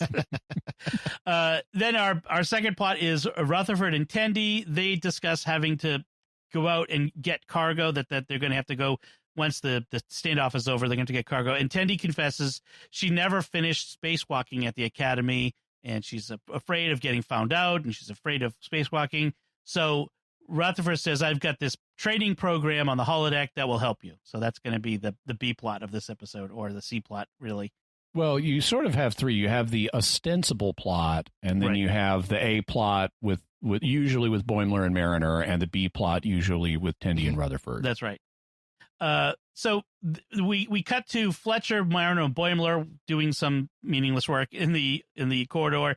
And Mariner and Boimler, they want to cut out early from work. I mean, this is really a workplace comedy, really. I mean, this doesn't operate at all like a military ship. But they want to cut out early from their shift to go to the choo-choo dance. It's like this big deal. It's kind of like, the bunny hop, where you have a line of people, kind of like a conga line, only they're making train sounds. And apparently it's really popular in the 24th century. The biggest thing ever in the galaxy. Yes. But Fletcher says, you go ahead, I'll cover for you here, and your work, don't worry about it. Because he's the good guy, Fletcher. Okay. Rutherford and Tendi go too good to be true. Yes. So the question is he just so he's our central plot mover in the A plot is Fletcher, and he's established as so good that that has to be relevant to the plot somehow. Yes. And so the obvious thing is he's going to secretly turn out to be a villain. Right. And they didn't go that way. The most interesting way for them to go would be for him to just be good all the way through. Yeah. And they didn't do that either, but they did find a creative solution. They did. So meanwhile, Rutherford and Tendi are at the holodeck, and Rutherford has a version of basically Windows Clippy or Microsoft Office Clippy called Badgie that works just about as well as Clippy did. Yeah. Hey, can I teach you a lesson? But more murderous. The voice of Clippy is Jack McBrayer, the actor Jack McBrayer, who is best known as the innocent hayseed Kenneth on 30 Rock. He's got that friendly Southern, friendly guy from so it makes what happens with Badgie even more sinister as the episode goes on. Well, and of course, Badgie comes in. Can I teach you a lesson? Yeah. And it sounds very positive. Like, I want to teach you how to do something, so I'm going to teach you a lesson. No, it's another concept of teach you a lesson. I'm going to teach you a lesson. So after the choo-choo dance, Boimler and Mariner come back and find Fletcher's been stunned. He's on the ground. Someone stole one of they were working on these computer core thingies, and they suspect someone at Delta Shift, but they couldn't have done it, and they have an alibi. I love how they all immediately, when they think who could have done this, it's like all three of them come to the same conclusion at the same moment. Delta Shift. Apparently, there's a rivalry between the shifts. And Delta Shift is like a mirror image of the other. I don't think they've ever revealed is this like Alpha or Beta Shift or whatever. No. Well, they reveal in this that our guys are the Beta Shift. Yes. Beta Shift. They're not even Alpha Shift. Yeah. And so the Deltas are like, when we're asleep, they're secretly doing our jobs. It's just creepy. Which is like, of course they're like mirror images. But they're like mirror images, so they look very similar. Yes, that's right. But when they go to confront them, Fletcher is like way over the top aggressive about confronting them. Like, well, this is weird. Meanwhile, the aliens, the scavengers in the debris field, start launching trash at the Cerritos. Basically, their answer is to throw trash at them to make them go away. But because big, heavy industrial trash. Yes. But because the shields are malfunctioning because of what happened with Fletcher, core. the holodeck goes wonky and the safety protocols go down, and Rutherford and Tendi can't turn it off, and Badgie goes nuts and starts attacking them. And at this point, so Badgie is shaped like a Star Trek symbol, like a comm badge, except he's got cute Mickey Mouse type arms and legs. Yeah. And so he's triangular and yellow. And at this point, if you've ever seen Gravity Falls, Badgie becomes eerily, frighteningly reminiscent of Bill Cipher. Okay. Bill Cipher is okay. Well, Bill Cipher is the big bad, and he's a yellow triangle with an eye that has murderous and in some cases arms and legs and murderous intentions. Okay, so the holodeck program was spacewalking, but in order to escape from Badgie and to survive because the safety protocols were off, which is really a bad idea that it can even turn them off. But never mind. What was it? It's non-essential energy usage or something like that. Right, safety protocols. It's disabling non-essential energy usage, disabling safety protocols. Right. Yep. But not the whole holodeck program. Yeah, exactly. So they end up switching to a Bajoran marketplace on the holodeck program, where Badgie starts dismembering people on there. It's very, very much not a kid show. And threatening, he starts talking to Tendi and Rutherford about all the things he's going to do to them. It's like, I'm going to wear your skin, father, and stuff like that.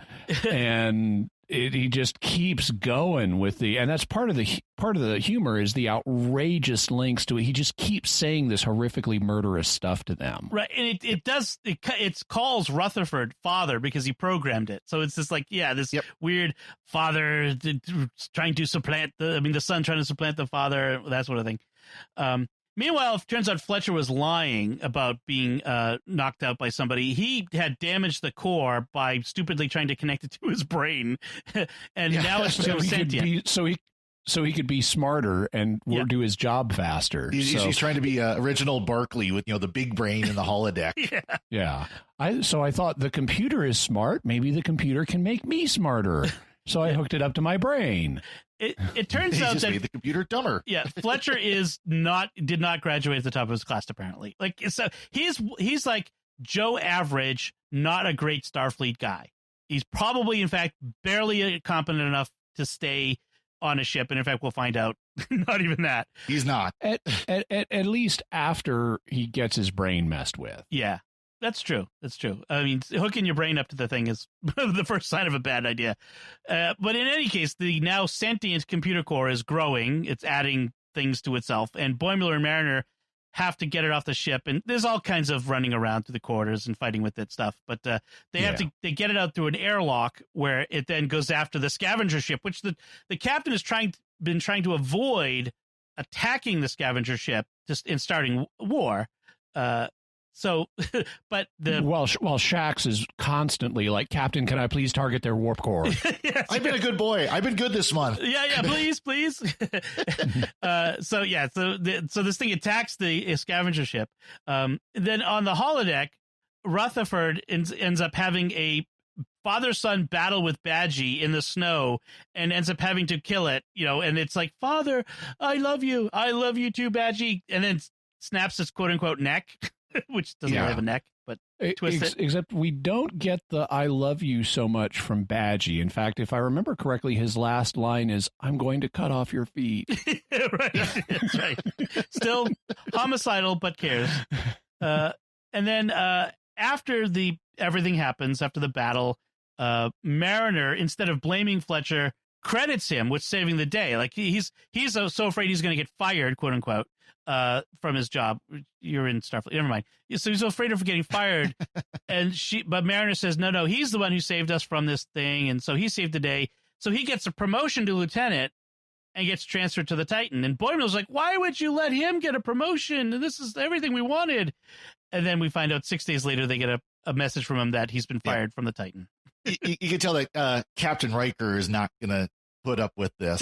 Yeah, exactly. And of course, this is a year after Riker takes over the Titan too, so that's right. He's still a fairly new captain. That's true. Thus, we come full circle with a rationale for having Riker refer to those clowns on the Cerritos. I can't believe they transferred Fletcher to us.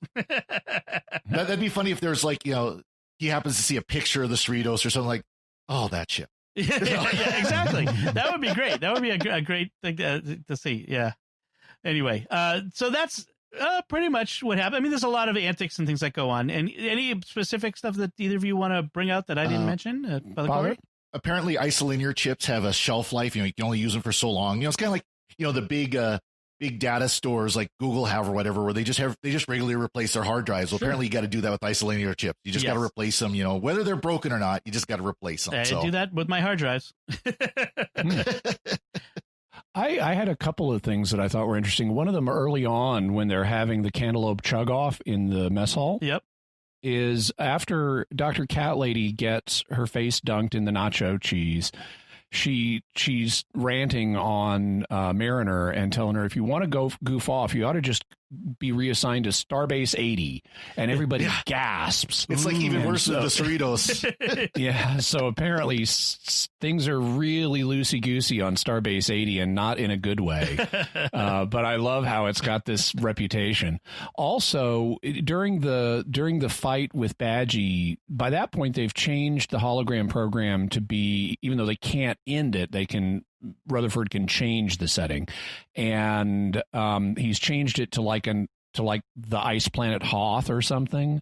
Yeah. And so they're fighting in the snow, and as Badgie is wailing on Rutherford, he like stabs him with an ice crystal, and there's blood, and just as a little touch that goes by for half a second, the blood a couple of spots of blood splatter on the camera. Oh, yes, that's right. Since this is all animated, they had to deliberately do that, and then they're instantly gone. Right. The little fourth wall breaking there. Yeah, that's true. I didn't notice that. It's sort of like the cinema verite camera work you have on Battlestar Galactica, where you're watching a space battle and something blows up, and the camera goes wild as a piece of debris hits it. Right. Yep. So overall, another good episode. Not the best so far, but it was not a bad one. There was some good, funny bits in this one. But overall, they've been fun so far. Lower Deck's been a lot of fun so far. Yeah. I like Dr. Ta'ana's line. Do you know how hard it is to get cheese out of fur in a sonic shower? In a sonic shower is what sells it. Yeah. So, all right. So we should probably wrap it up there then. Good episode. And I did hear that coming up, we're going to see Q show up in Lower Decks. Yes. He was mentioned last episode, but he'll be coming up in person. And John Delancey will be voicing him, yes. Yeah, so that should be interesting. The latest episode is called Much Ado About Boimler. Although first I want to share a little bit of feedback we got from one of our patrons. Kelly wrote on Patreon, I love this episode. This was the previous episode we did, which was called Terminal Provocations. She says, I love this episode. Badgie was hilarious. It wouldn't be Star Trek unless there's at least one Holodeck Goes Nuts episode. Fun fact. Oh, yes. The guy who played General Martok in DS9 voiced the alien who was tractoring debris at them, which is... Oh, that's funny. I had not realized that, but in hindsight, I could see that. Yeah. Oh, what is his name? I love... That's great. J.G. Hertzler. Hertzler? Yep. Yeah, he is great. I love him. So that was good. Thank you, Kelly. That's a good comment. All right, let's talk about Much Ado About Boimler, which is, of course, a Shakespearean reference in grand Star Trek tradition. We do Shakespearean references. The original title being Much Ado About Nothing is the name of one of Shakespeare's plays. Of course. Which is rather fitting for when you're talking about Boimler. But anyways. Yeah, especially in this one. So in the teaser, the teaser often has been unrelated to the rest of the episode. But in the teaser in this one, we get a really nice B-plot that runs throughout this, which is Tendi, the Orion medical officer. She's created a dog from inert carbon from scratch. Which she thinks is totally normal. A totally normal dog. Yes. It's a side project in medical. Apparently, they're encouraged to have side projects. She hand-edited all 6 billion sequences by hand, she says. Yeah. But, of course, it's not a normal dog. And as we find out later, she names it the dog. The dog. Come here, the dog. Which so at some point, if I ever get a dog, I'm going to name it the dog in honor of this episode. Stand at the door and yell, "The dog, come here, the dog." So part of the humor with the dog is that Tendi, being an Orion, doesn't know what a dog really is like because they don't have them on her planet. Yes. And it looks like a golden retriever most of the time. Yes. But the fun part about the dog is all the bizarre things that it just suddenly does, and there's no predictability to it. Yeah. Because it keeps changing. It's not like it's bizarre in just one way. Even before we get out of the teaser, it's like relocated its body parts and started crawling on the ceiling like a spider. And only it's a dog and it's somehow spider-like. And then later, one of my favorite transformation is the second one it does. Yeah. where it's coming through the hall, and all of a sudden it turns into a cube and starts rolling as its motive. As it's a rolling cube now, and then later its head melts and 2 bats fly out of its neck, and all kinds of different, just totally bizarre things. It randomly changes color and starts glowing when it barks at one point. And we'll save what it does at the end for the end. But I love the bizarre, unpredictable transformations that the dog goes through. And the end of the teaser is so great because the dog's transforming, and you can tell this is just commonplace on a Starfleet ship, that just the weird stuff happens where Mariner just rolls over in her bunks. Wake me up if it does something I have to worry about. Changes into something I have to worry about. Goes to sleep. Yeah, it's got a real like The Thing vibe. Carpenter's the Thing. Yeah, very much. So you get creeped out by that. So our A plot. So it's lower deck. So our surface plot. Really, our A plot is always our main characters who are the lower decks people. Right. But there's whatever the surface plot is. Whatever is keeping the senior officers busy. Right. And that's what I was going to say. Like the senior officers always have some other mission that is occupying them, but that's not really our main plot. So the captain, the first officer, and the security chief are off on a secret mission having to do with ninja-ing plants onto this alien planet or something. Chain of Command from TNG, the episode Chain of Command, where Picard, Crusher, and Worf go on this secret mission. Yeah, they're parodying Chain of Command, so this is a super secret, dangerous mission. We're going to bring in, they may not return, so we're bringing in a temporary captain in the interim, and this time we've got to secretly plant these seeds. And by the way, these are seeds of plants that are actually grown, but and Mariner even says, we get some kind of Jellicoe type, referring to Captain Jellicoe from Chain of Command. She doesn't want, she complains, I don't want some Jellicoe type. That is good. Meanwhile, Boimler, he wants to impress the new temporary captain. So he's looking for ways to show himself as a young officer who's showing initiative. So he decides to help Rutherford with some transporter modifications because nothing ever goes bad there. And he ends up being beamed out of phase. So the classic Star Trek, someone is out of phase. He's he's kind of stuck in the last part of the transporter materialization process. So he's stuck making the noise, the transporter noise, the high pitched whine. And he's kind of half little translucent. You can see through him, but not completely. He's glowing. Yeah. So meanwhile, it turns out he is physical at this point enough to touch and interact with objects, but he's still making the high-pitched whine and is glowing. And it's semi-transparent. So the temporary captain turns out to be, her name's Captain Ramsey, and she's an old Starfleet Academy classmate of Mariner. And it's interesting because that kind of places Mariner's age as being a little older, because if Ramsey is a captain, so Mariner is supposed to be about captain point, and she's still an ensign. So that kind of highlights that a little. I know we kind of figured that because we know that she's gone up in rank and been busted back a number of times. So it's not like she's a perpetual ensign. She's going up in rank, like we just saw in a previous episode, where a couple episodes ago, where she was actually promoted to lieutenant. Yep. Of course, to try to drum her out, but still, and then gets busted back again. I like that they keep doing the promote up and out sort of thing. Like let's advance someone to get rid of them. That's a classic. We don't want this person anymore, so let's give him a promotion. But Ramsey wants Mariner to be her acting first officer in all of this, and but she realizes, Mariner realizes she's been a screw up for so long that she looks bad to her friend. Like she's been sort of an intentional screw up because she doesn't want to get promoted. Yeah. But her friend sees her like, you're not supposed to, like, why are you such a screw up now? You never were a screw up before. Yeah. So Amina, which is her first name, is testing out Mariner to see, can I, get her career moving again because she's captain material.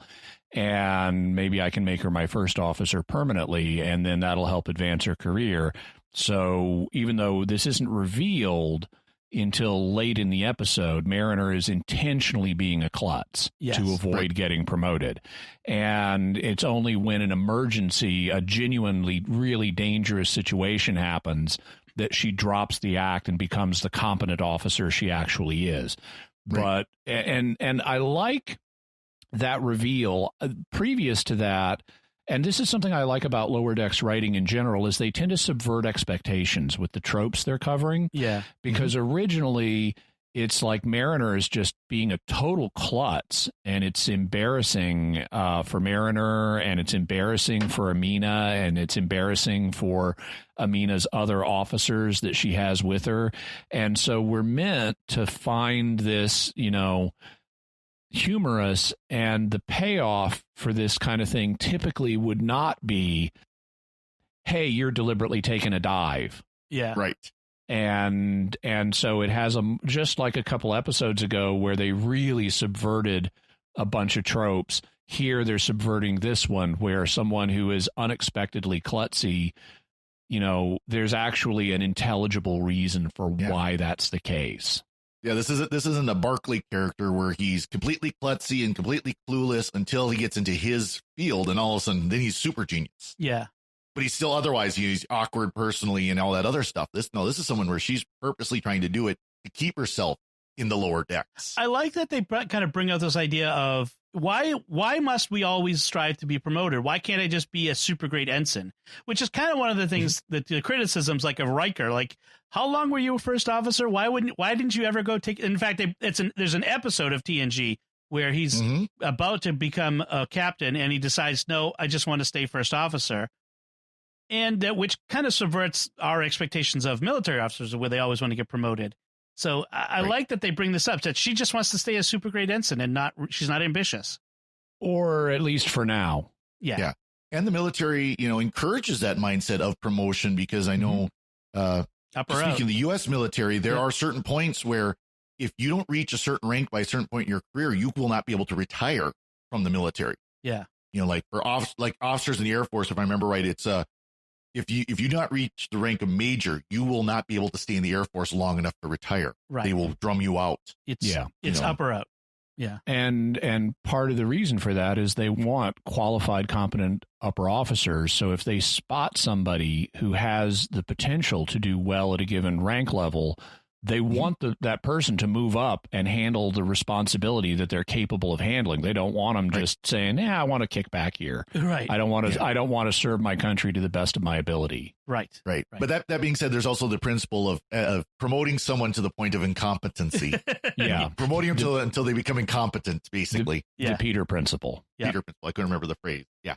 So on the other hand, we have Boimler, his situation where he ends up in sickbay. Rutherford figures out a way to turn off the noise, which is actually I'm kind of grateful for, because that would be annoying. Yeah. But Dr. Tiana, she says, I don't know what's going on, so I have to alert Division 14. So it's this is another secret division of Starfleet, like the Temporal Investigations and whatnot. This is Section the one 31. Section 31. Yep. Division 14 is in charge of mysterious illnesses and unsolvable scientific mysteries. So and he's like, oh, that shouldn't be too bad. And then suddenly the Division 14 ship appears. Well, she also tells him he's going to be taken to a resort spa planet. Oh, yes. And be pampered as they solve his problem. Right. Well, and it's like, you know, they call it the farm, and it's like, yeah, I remember as a kid hearing about, you know, the farm, say a pet going to the farm. Yeah, Rover went to the farm upstate where he'll run around and chase squirrels. So, but the Division 14 ship rendezvous with the Cerritos by coming out of a dark cloud, and it's this like sinister looking, dark, weird looking ship. And you have this sinister sounding Edosian, which is the same race as Errant from TAS. Yeah. He shows up and takes Boimler and Tendi along with the dog aboard to take them to the farm. Because the dog is also an unexplained scientific, bizarre mystery medical thing. And Tendi refuses to leave the dog and wants to take him to the the farm. So on board this, I don't think we ever got a name for the section, the Division 14 ship, but on board the Ostler. It's the Ostler. Ostler. Oh, okay. OSLER is named for Sir William Ostler, who was a Canadian physician and was one of the original founders of Johns Hopkins University. Oh, excellent. Very good find there. Or hospital and university. Yeah. So on board, that's when they end up meeting the ship of misfit Starfleet officers and all kinds of freakish accidents and ailments who they claim Starfleet is hiding its mistakes. This really reminded me of an audio play that we covered on Secrets of Doctor Who called Trial of the Valeyard, where the Valeyard reveals that there are all these Time Lord regenerations gone bad that the Time Lords are keeping suppressed, and they are like slightly out of phase with each other, so young and old at the same time, or bizarre things like that. And these scientific misfits here really reminded me of that. You have like the one guy who's half of his body, like the left half is aging rapidly and the right half is aging in reverse. Right. Yeah. So he's both geriatric and boyish. And even changes his voice as he turns which side he's facing. Yeah. And you've got a man who's had a woman materialized at an angle so that their torsos intersect. Yep. And you've got a guy that they never really give any screen time to, but like his head is partially disassembled and little bits of it are floating behind in some kind of apparent transporter accident. They're all these mutants, and they all think, that this is something bad is happening. There is no farm, where the ship is the farm, because we've been traveling for months. Yes. So they plan a mutiny to take over the ship.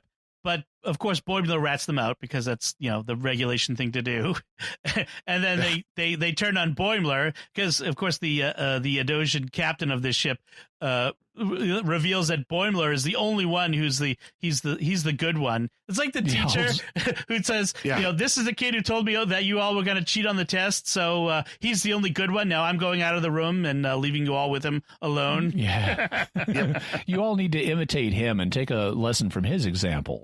Well, even does. You need to be like Brad Boimler right here. You need to be like him. Yeah, he really points him out. Well, it turns out they're about to throw Boimler out of the airlock, and as the outer door opens, he falls to the ground because the Ostler has landed.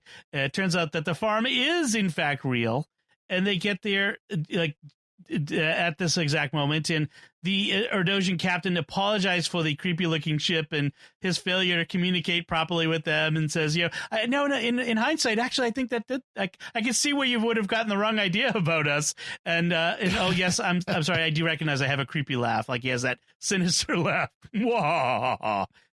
And turns out the farm is a beautiful paradise with where they're treated perfectly well.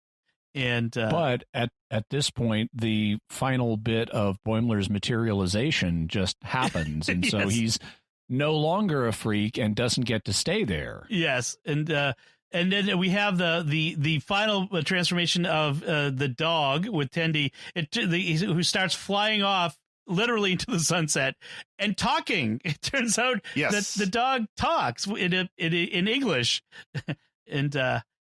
So that we have that final transformation, which is good. And Tendi thinks that's how all dogs are. Yeah, isn't this how dogs don't talk and fly and change form? Dogs spit fire and shoot lightning, don't they? Yeah. She says she reassures Tendi, the dog does, that she actually likes it on the farm, noting that there's a lot more space to run than on the Cerritos and more things to urinate on. So there's that. Yep. This is like a dog would think. Meanwhile, back with the Cerritos, with Mariner and Captain Ramsey, they've rendezvoused with this other ship called the Rubidou, and the ship was out of power. They go on board. They find the crew. Turns out and by the way, this is another California class ship, and it's named after a place that is, again, in California. It's up in San Bernardino County, if I recall. Oh, excellent. Rubidou. I like that name anyway, but it's a fun name. Yeah. It's fun to say. So it's an alien that's destroying the ship, and they need to get off quickly. And it turns out that Rutherford's transporter technology he was designing to be much faster. So they need the faster transporter to get the whole crew off. So she tells them to boim us off, because Boimler coined the phrase to boing me up. And so they end up all showing up on the Cerritos just like Boimler was, out of phase and making that horrible noise. And you missed it though, Dom. It wasn't just an alien in the ship. It was some kind of alien entity in the ship. And as we saw the alien beaming or the alien breaking through elements of the ship that it was somehow bonded with, it has tentacles and glows. It's basically the Farpoint alien creature. Jellyfish. yes. Yep. And that's where we end things up. So I don't know that we ever found out what happened with the Cerritos' captain, but presumably they're back on the ship on the next episode. So anything left to say about this? Any particularly good points that I missed in the discussion? Nope.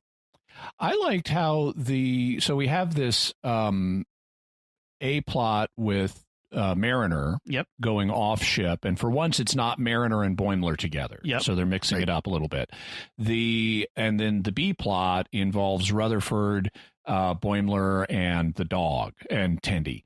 And I like the way the two intersect, because it was Rutherford's half a second faster transporter that caused the Boimler subplot and then resolved the Mariner A plot with the emergency beam out using the faster transporter. Right. That's right. They did tie those together, and now that we know that it eventually wears off, they don't all have to go to Division 14. Yeah. All right. And the latest episode is called Veritas, which is another episode with a Latin title, and this time the simplest Latin title ever. That's right. And it means truth. That's right. All right. So we kind of begin in the middle. We don't have much of an introduction of anything. Our four main lower decks officers are thrown into an alien prison. They don't know why. They rise into a room, which is like a courtroom. It's just like, so it really evokes the Klingon court in Star Trek VI, Undiscovered Country. Yeah. So, and that's, I think, quite intentional. Very much so. And it appears the senior staff is on trial, the captain and the senior officers, and the junior officers have to testify. And the senior officers are being held up in the air, suspended in the middle of this light beam. Yes, they're awake, but not saying anything. There's no like dialogue from them at all. There's this alien creature who is demanding that these junior officers have to speak truth into the horn of Candor, which, as Father Cory, you noted earlier, it's one of their most secret horns. One of. I love that. And I was noting that the horn of Candor reminds me a lot of the absolute Candor from Picard. I wonder if that's a reference. And the way y'all are saying it, it reminds me that in the DC universe, they are so good with Candor, they can even bottle it. They've got the bottled city of Candor. Right. Or Candor, as some people say, yeah. I use my sensors to detect that. Yes, you use sensors to detect Candors.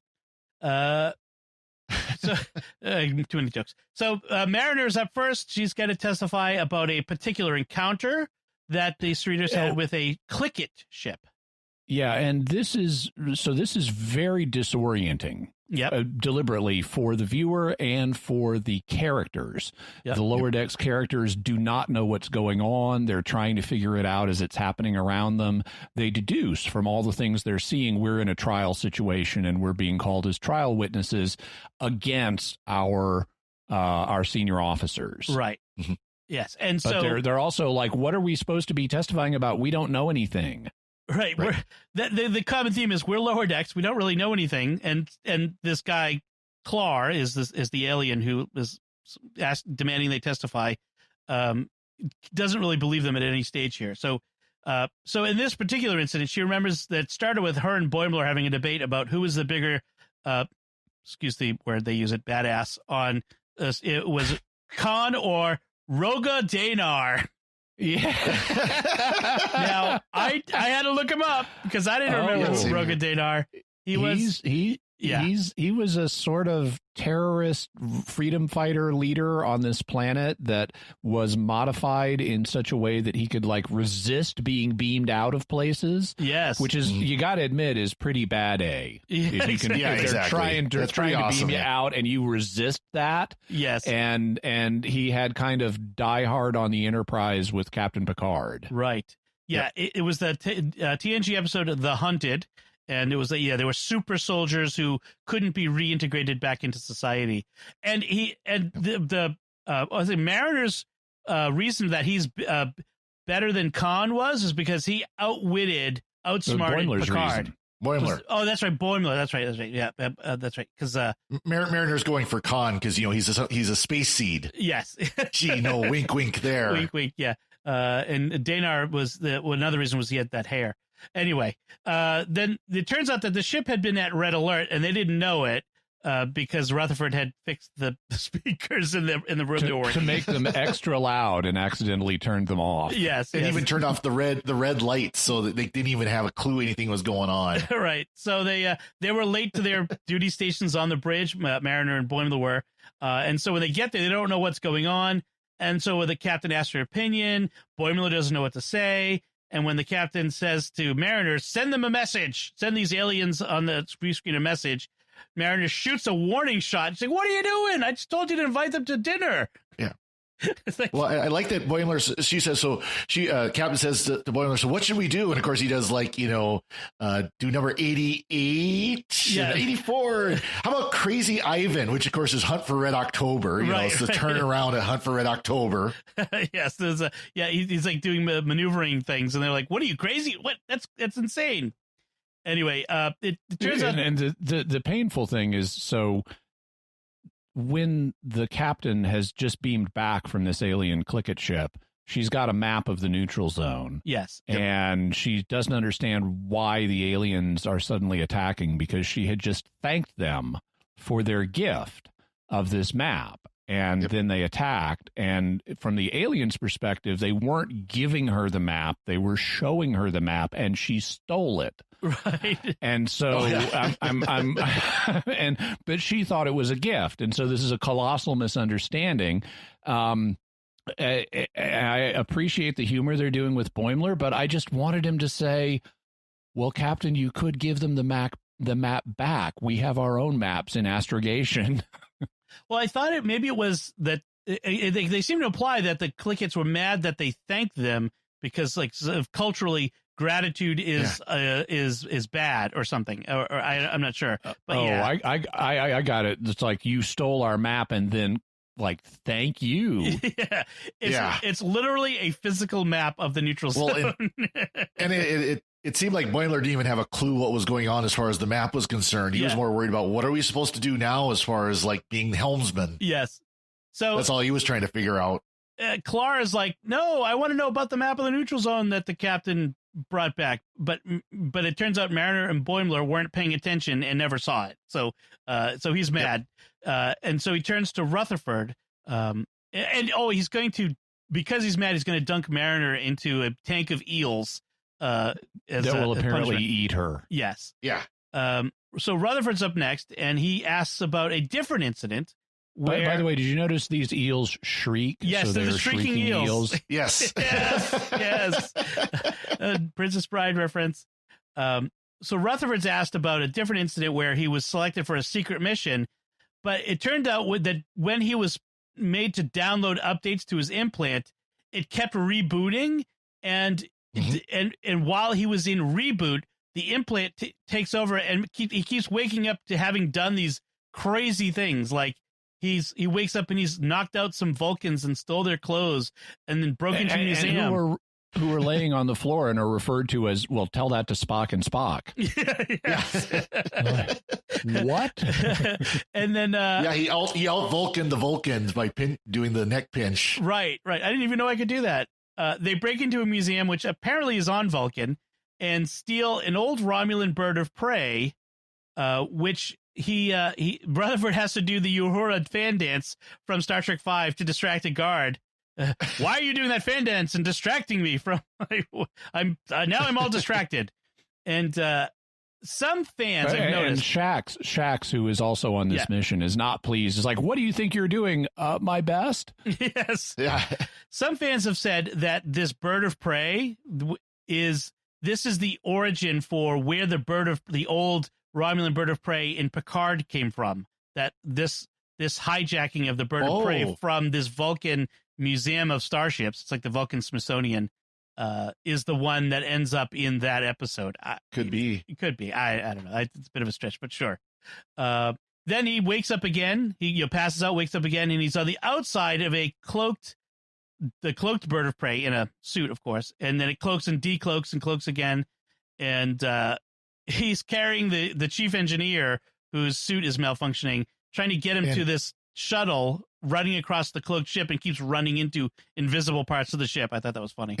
And the shuttle is the same as the warp sled that Spock uses in the motion picture. That's right. The same style.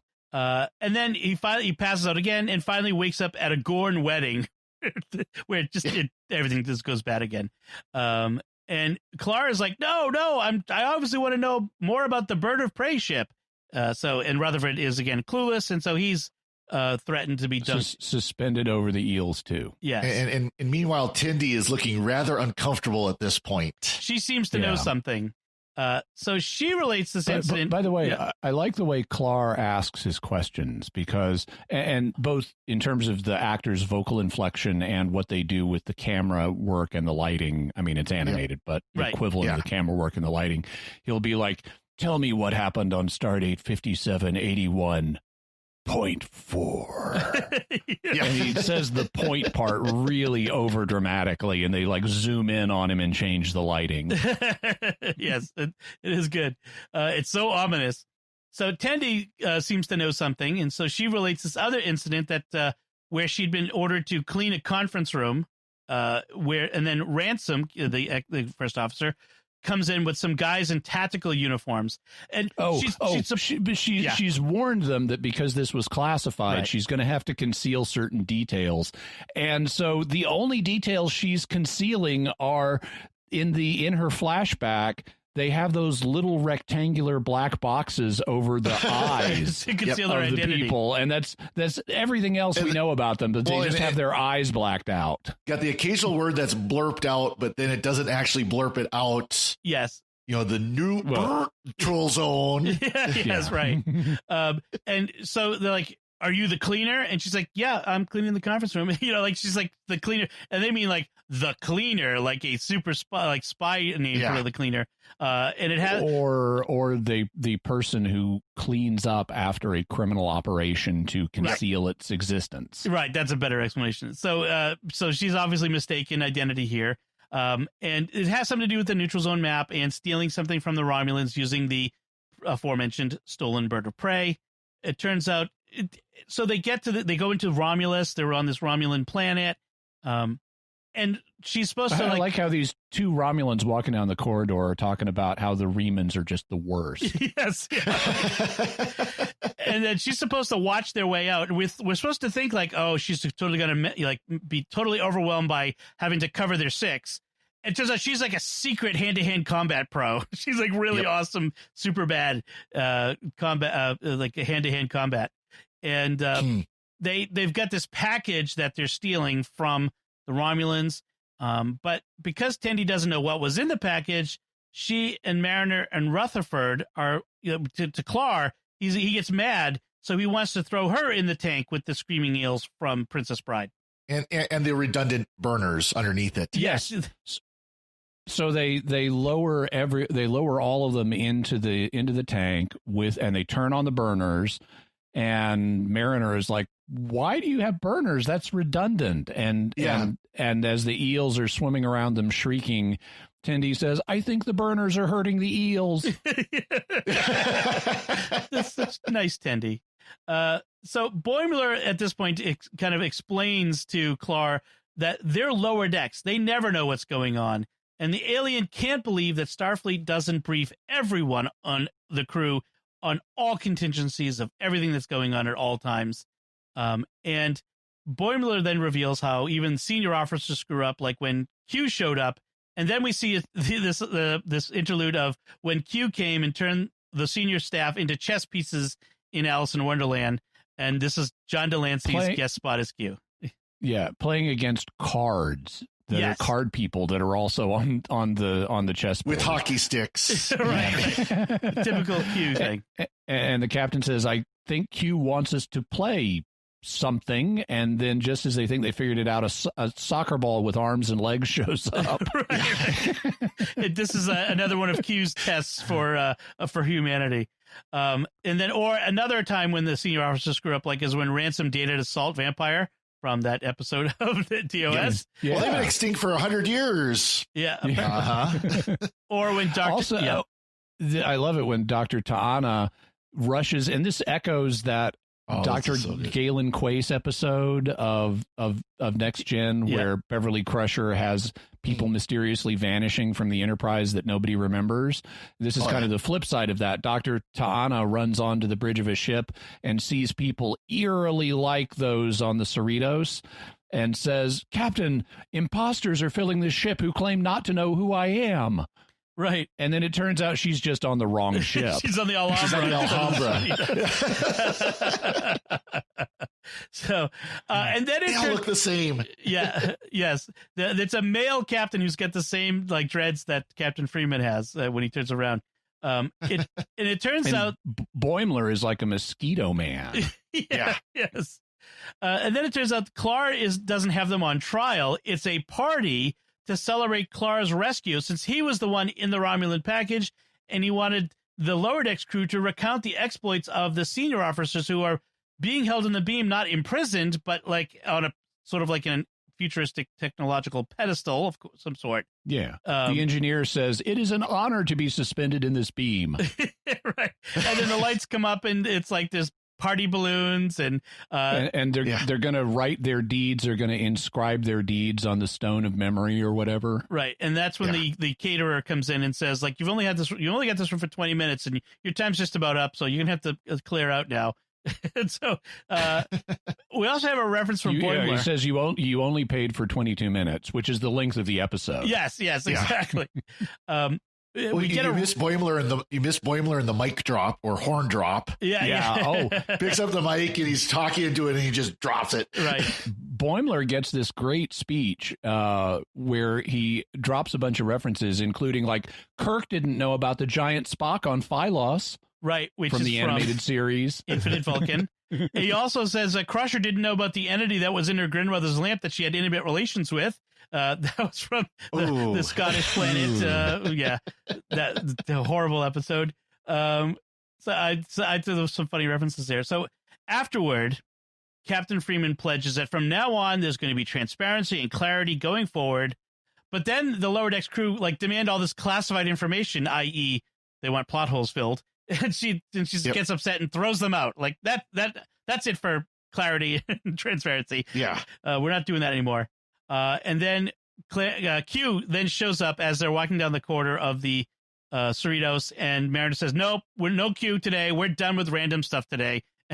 She just tells him off and walks away. Oh, come on, go bother Picard. Yeah, Picard's no fun with his constant quoting of William Shakespeare and winemaking. And Father, you had it was fun. There's a couple of times they brought up wine. A couple times they brought up wine because they at one point Mariner talks about how they might end up back on Earth where all they do is sit and drink wine, right. And then there's talk about Picard making wine. Well, of course, Veritas in vino veritas. That's right. Wine is true. Yeah. So you just sort of pumped them full of wine. Deft third Maccabees reference there.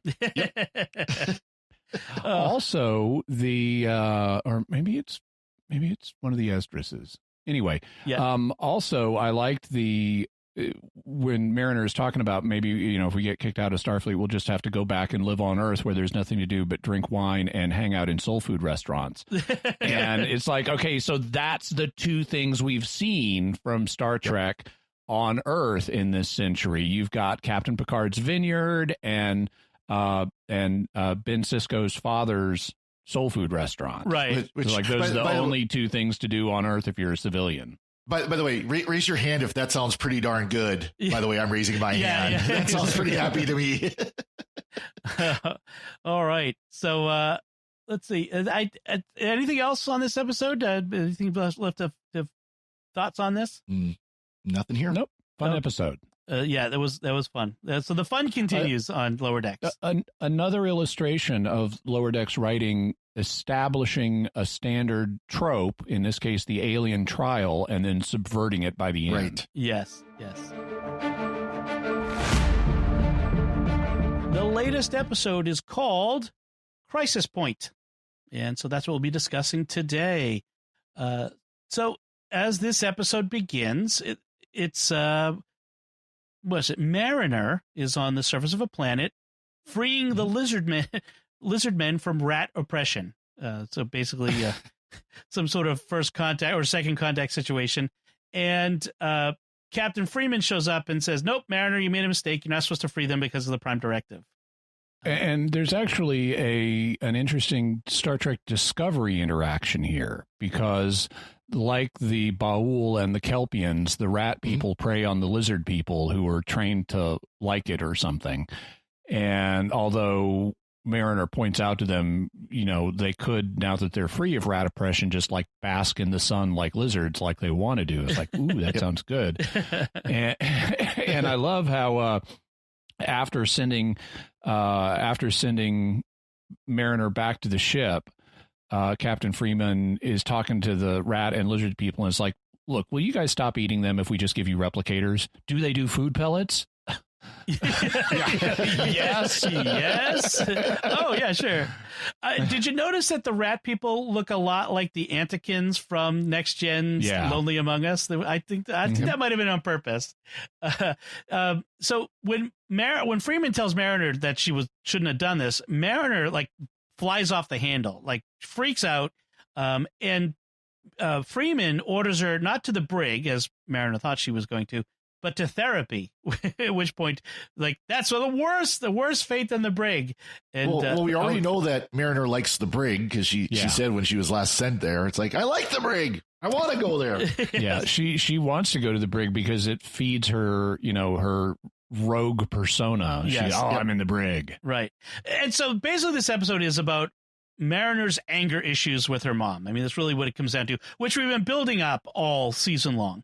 And to remind us, nobody else on the ship knows at this point that Mariner is the captain's daughter. This is something that they should have stressed earlier in the season. Yeah. Because I did not realize that this was a secret. I thought everybody on the ship knew that she's the captain's daughter. And if they should have set that up better in an earlier episode, like in the initial conversation between the admiral, her father, and the captain, her mother, right? There should have been a line about, now has the secret been successfully kept or something? Right. Yeah, because it doesn't make any sense. Why is this officer so insubordinate and gets away with it with this captain and all that sort of stuff? So she has to go to the ship's counselor, who we're told makes nonstop food-related metaphors and continues to do so, which is kind of funny. He puts all of his patients in a real pickle.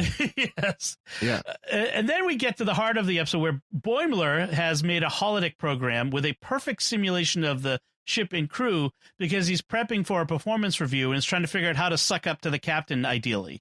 But Mariner hijacks it and turns it into a holo movie called Crisis Point: The Rise of Vindicta. So we see they're standing there and the credits are flying by, just like in Star Trek, I think Wrath of Khan. And in fact, we hear the theme music is the Wrath of Khan theme music. Well, and from this point on, there are so many Star Trek movie puns and Easter eggs, jokes, and and it's not a single Star Trek movie; it's all of the classic Star Trek movies, the original 6, and maybe even some J.J. Abrams stuff. Well, there's lots of lens flares, so that's definitely an Abrams.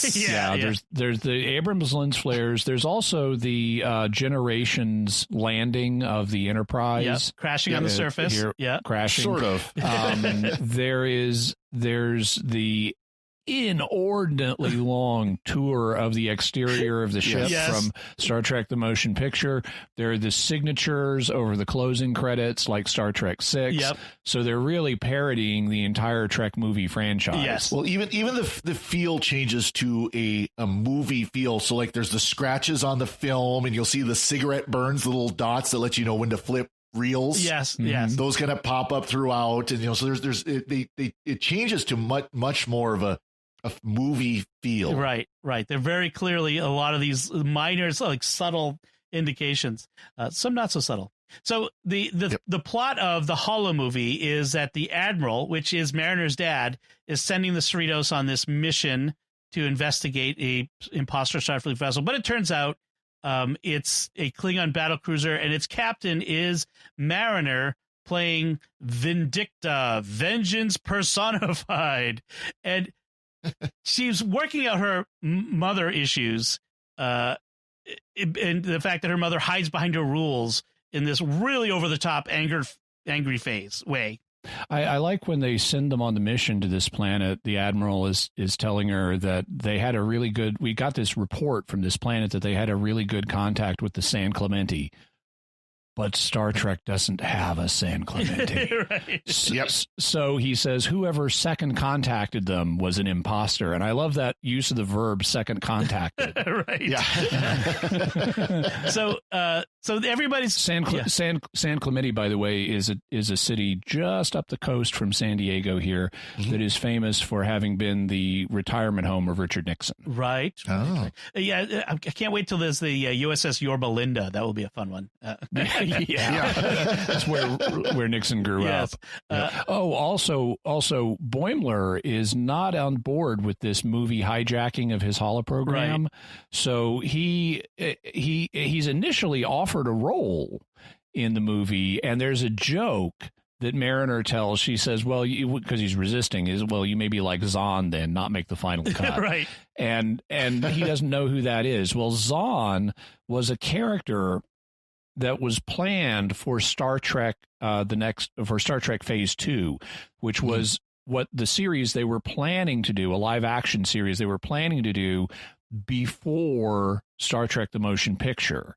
Right. And the pilot they were going to launch a television network just like they did with Voyager, or Enterprise, but they ended up turning it into a movie instead. And they didn't know if Nimoy was going to reprise the role of Spock. So they created a new Vulcan science officer, a young man named Zahn, who would be befriended by Dr. McCoy. Right. So instead of having the antagonistic relationship, they'd have a friendship.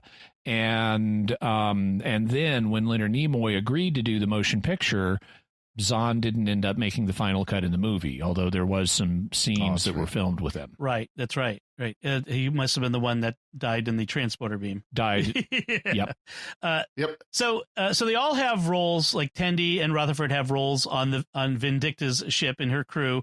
Tendi eventually bristles at Mariner's Orion slaver pirate stereotypes, the fact that because many of them haven't been slaves for upwards of 5 years. That's a great subversion. It's a double subversion of that trope, because you've got the overplaying the stereotype, but then we're also with the right hand we're taking away part of the stereotype, but with the left hand we're admitting many of them still are pirates. Many of them still are pirates, and those who aren't have only not been pirates for 5 years. Stereotypes often have a basis in reality. So like you said, Boimler's not on board with the hijacking of his program, and so he spends the Holo movie, trying to accomplish his goal, which is to find out how to suck up to the captain for his performance review that's coming up. Rutherford at one point finds out that he can talk to his boss in this Holo movie however he wants without consequences. So he confronts him and calls him the best engineer in Starfleet and gushes at him and says, "You're wonderful," which is more of that subverting of tropes that we get. I love the reference to the Incredibles, where Vindicta comes out of their little elevator escape pod thingy, and her cape catches, and of course that's reference to Incredibles. No capes. Tendi eventually gets freaked out by how bloodthirsty Mariner gets, killing the hollow simulations of their friends on the crew. She's like way over the top in her bloodthirstiness. Yeah, and I agree. So I understand the trajectory this episode is launched on is this is going to be surrogate therapy for Mariner, and she's going to work through her feelings in this holodeck thing in a way that will ultimately let her relate to her mom in a better fashion. Yes. And I get that, and that's fine. But I agree with Tendi. She's taken it too far. Right, yeah. There is a moment where now we do get a confrontation between Mariner and her mom on the bridge, and zapping holo characters is one thing, but she punches her mom in holographic form, and it's like, and then she takes this giant, I don't know what it is, broken pipe or something that has a sharp end that she's going to stab her mom with, harpoon her with this thing. And it's like, okay, I'm sorry, punching your mom even in holograph form is over the line. Yeah. And I began to be quite uncomfortable with how far the character of Mariner was taking this. And one of the things that she points out in the beginning is like she made it ultra realistic. She harvested all of their personal journals for the past 10 years. And Boimler did that. Aren't those private? Someone says. Yeah. And so these characters are act and feel and behave exactly as they normally would. And at that point, including Mariner herself, Hollow Mariner shows up and at the last minute and saves her mom and takes on Vindicta, which is just kind of confusing to the real Mariner. Like, why are you taking her side? And the real Mariner tells her, Hollow Double, you only break rules because you know that's what everyone expects. If you really were a bad you'd do the hard thing and just be a good officer. They're not casting you as a villain. You are. And so she's sort of talking to herself there. So we get this reveal of who Mariner really is and how she sees herself there. Yeah. And they both score points on each other because Vindicta to Hollow Mariner is like, I know everything about you. I know you secretly like the warp core. She's, oh, no, you take that back. The warp core is so lame. Right. But in the end, the Hollow Mariner tells her that she loves being on the ship, that she knows her mom is protecting her in the only way she knows how. And she was only letting herself get beat up to buy time so that everyone else could get off the ship and Vindicta wouldn't notice the self-destruct timer, which is a reference to Star Trek III: The Search for Spock. And in the end, the therapy works, Mariner proclaims, and she's worked through her issues with her mom. Also Star Trek III, where they actually blow it up. Right. Yep. Also, Boimler manages to find out, so we have this memorial ceremony where the Hollow Captain Freeman memorializes her Hollow daughter, who is now dead, and reveals that it's her daughter. And so Boimler now finds out this secret and now has to carry this secret in his head that he can't bear to because it's against the rules. And he also finds out that the real Freeman would cashier out anyone who would reveal this secret. So his anxiety factor is like turned up to 11 because of he now knows this secret and it's tearing him apart. And this is something they should have set up earlier. This is a flaw in the writing. Yeah. They should have set this up earlier in the season that nobody knew this. They should have really pounded that nail a couple of times on the head to make it clear to the audience so that this moment wouldn't come out of the blue and would have more meaning. Right. It also ends up tanking his interview with the captain because his anxiety gets the best of him in this interview that he's been preparing for. And then the episode ends with a photon torpedo to photon torpedo casing opening up on the world where the Cerritos had crashed, and Vindicta rises from it like Star Trek 3, and Hollow Da Vinci from a skeet shooting simulation earlier shoots her and says, "Not on my watch," in a terrible Italian accent. That's that. And that's where the episode ends. So overall, I think it has set up the season finale where now we have to have the reveal of, and Boimler and Mariner dealing with the fact that Mariner is the captain's daughter. overall, thoughts on this episode? I enjoyed it. There's a reference as Hollow Mariner is being beaten up by Real Mariner, that Hollow Mariner would dress up as Toby the Targ even when she was too old to do it. Would dress up for Halloween. Toby the Targ comes from a Voyager episode. I think it's the one where it's the doctor does the photons be free. Oh, okay. Toby the Targ was like a kid's Hollow novel that was like super popular on Earth, and so she would dress up as this character for Halloween. That's funny. Okay. I didn't enjoy this episode as much as I have other ones. Yeah. I thought this was a step down in the writing, and it had a lot of good bits in it. I love the fact that the Hollow characters, since they're not Vic Fontaine, they don't know they're Hollow characters. Yes. And so they don't recognize the players in the program as who they really are. And so when you have Mariner as Vindicta confronting Hollow Captain Freeman, she starts, inappropriately intruding into dialogue her real life feelings about her mom, like, why do you always have to treat me this way and stuff. And Hollow Freeman in character says, I don't even know who you are. Right. Because she wouldn't. And Vindicta says, exactly, which is really nicely meta there. Yeah. It says, exactly. You don't know who I am. That was good. I did forget one thing. They did, when Tendi left the holodeck, they did something that it's much easier to do in animation in real life, where she's covered in gore, blood, basically blood and guts and everything. And as she walks out the holodeck, all that disappears. Yes. Yeah, that's true. Yeah. And it's something you could do with CGI or whatever, but it's so much easier to do in animation. Right. You're already, and you really don't see that. You really don't see that in, like TNG or anything like that with the holodecks doing that kind of effect. Yeah. It is consistent, though, with like in the original Cyrus Red Block or Sydney Greenstreet episode, when he tries to leave the holodeck, he disintegrates. That's right. The character, the character, what was it? The one who played Boimler's role on the ship, Shimpo.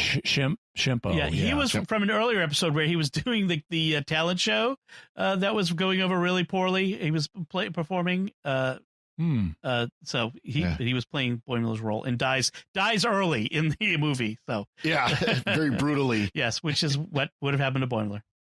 Anyway, all right, so we should wrap things up there.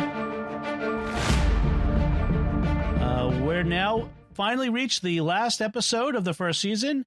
This episode is called No Small Parts. And that's a half of a classic Hollywood aphorism. Mm-hmm. There are no small parts, only small actors.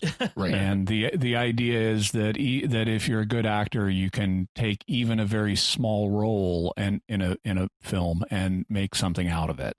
Yes. And that seems to be the thesis statement of Lower Decks itself, because all of our main characters, Mariner, Boimler, Tendi, and Rutherford, are what would be considered small parts on a normal Star Trek series, and they're not small at all. They're our main characters. Yes. Yes. So it's and of course you guys got the double meaning of, you got the Packlids harvesting parts, no matter how small they are, so you got kind of the double meaning there too. But this is another episode that has a ton of references to previous Star Trek, stories and characters.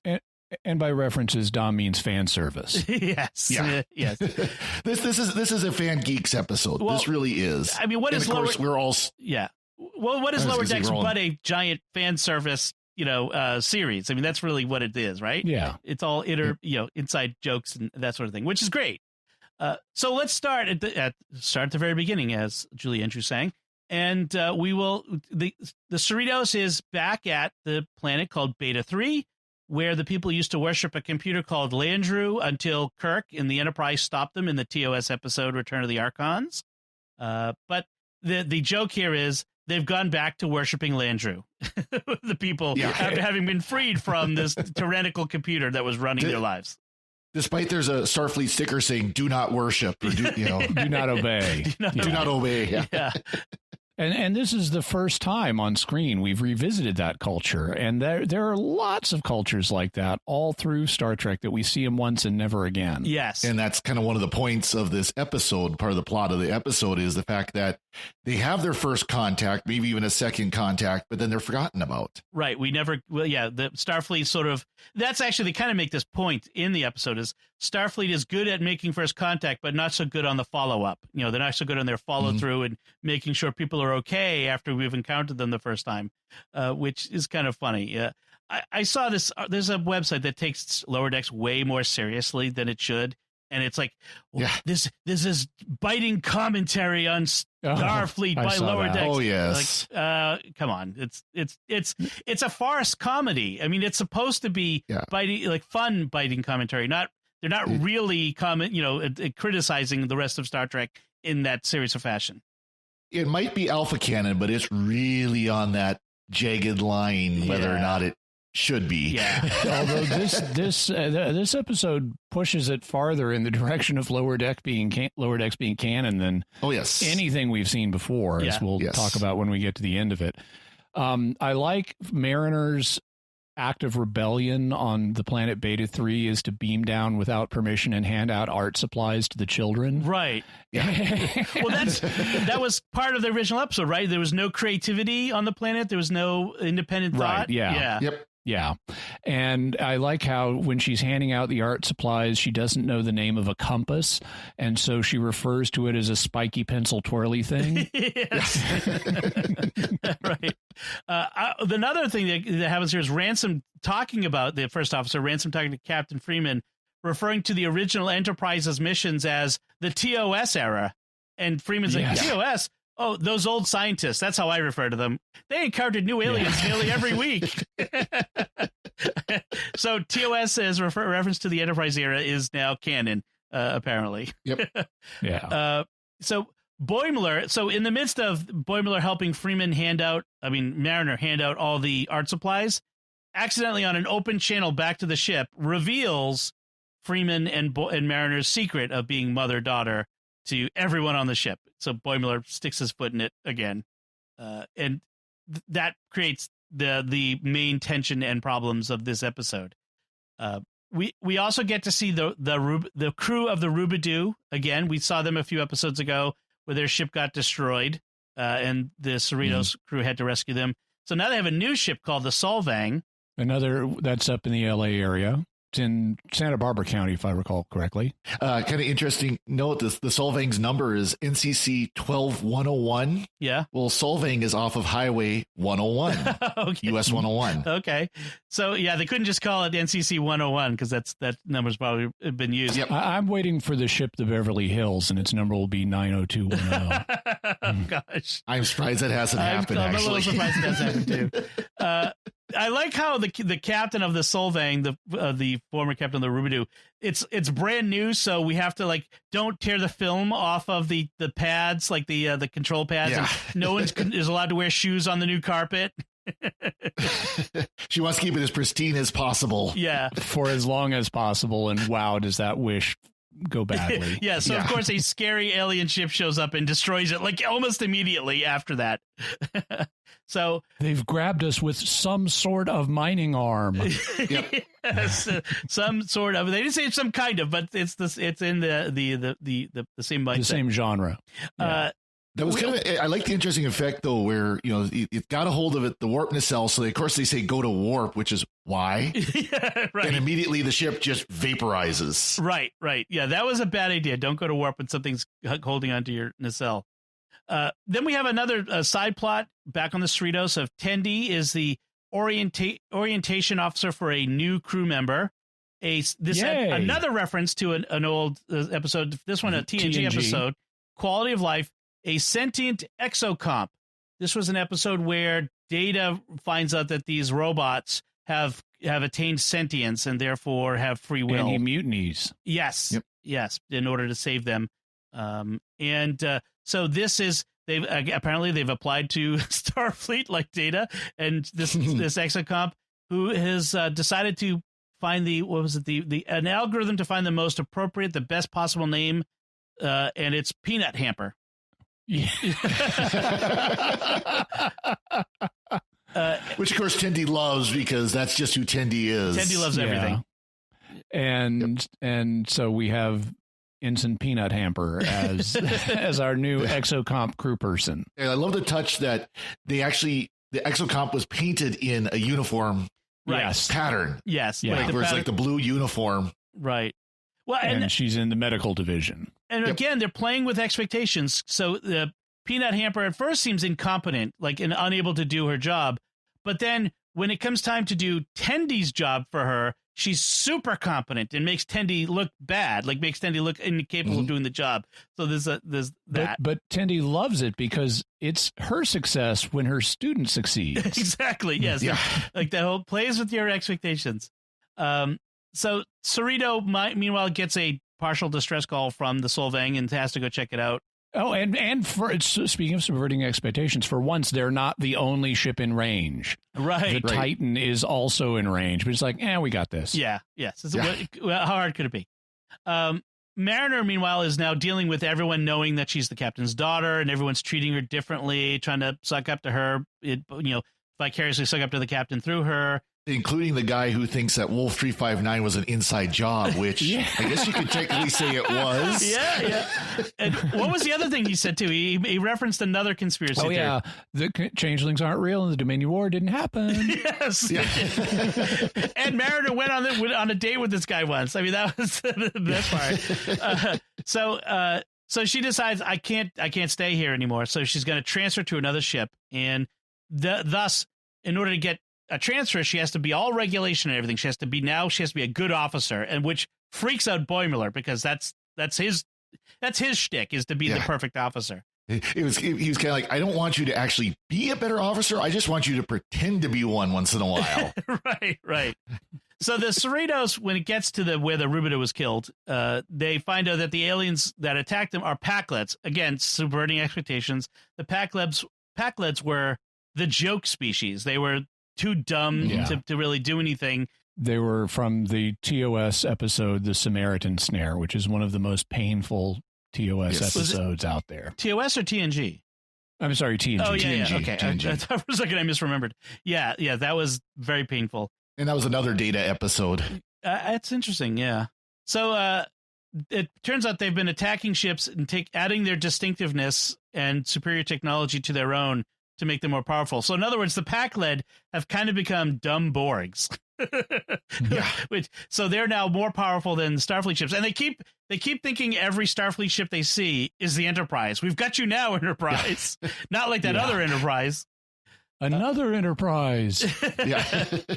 So Freeman realizes that following the regulations and going by the book isn't going to save them, so she orders Mariner to come up with one of her half-baked solutions that she would hate. Yeah, by the way, things are, just to give people a sense of what's happening at this point in the episode, the Packleds have ripped off one of the nacelles of the of the Cerritos, which, according to Star Trek Enterprise Silent Enemy, means that they can't go to warp now because they don't have two functioning nacelles. That's right.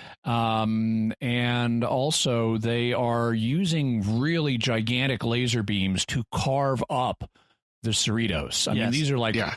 We see this is very dramatic, and we're seeing the ship from the inside being carved up with these huge like walls of phaser energy just moving through the hallways, chopping stuff in half. Yeah, this is like when the Borg cube was taking core samples out of the Enterprise in TNG. Only much more dramatic than that.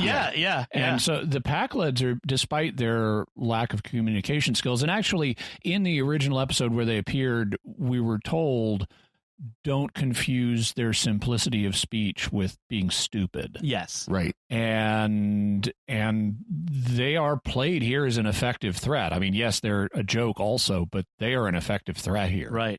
Yeah. So Mariner's solution is to hack the Packlet computers. I'm not sure why that's half-baked or not regulation, because I could see Data coming up with that.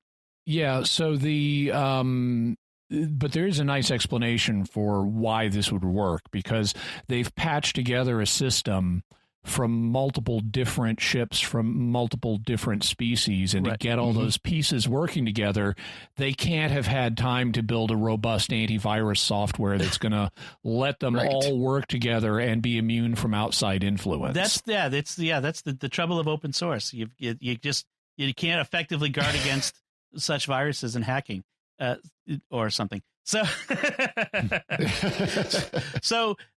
Rutherford goes back to Badgie. Remember Badgie, and uses him to create a virus but it has to be installed manually on the Pac-Led ship.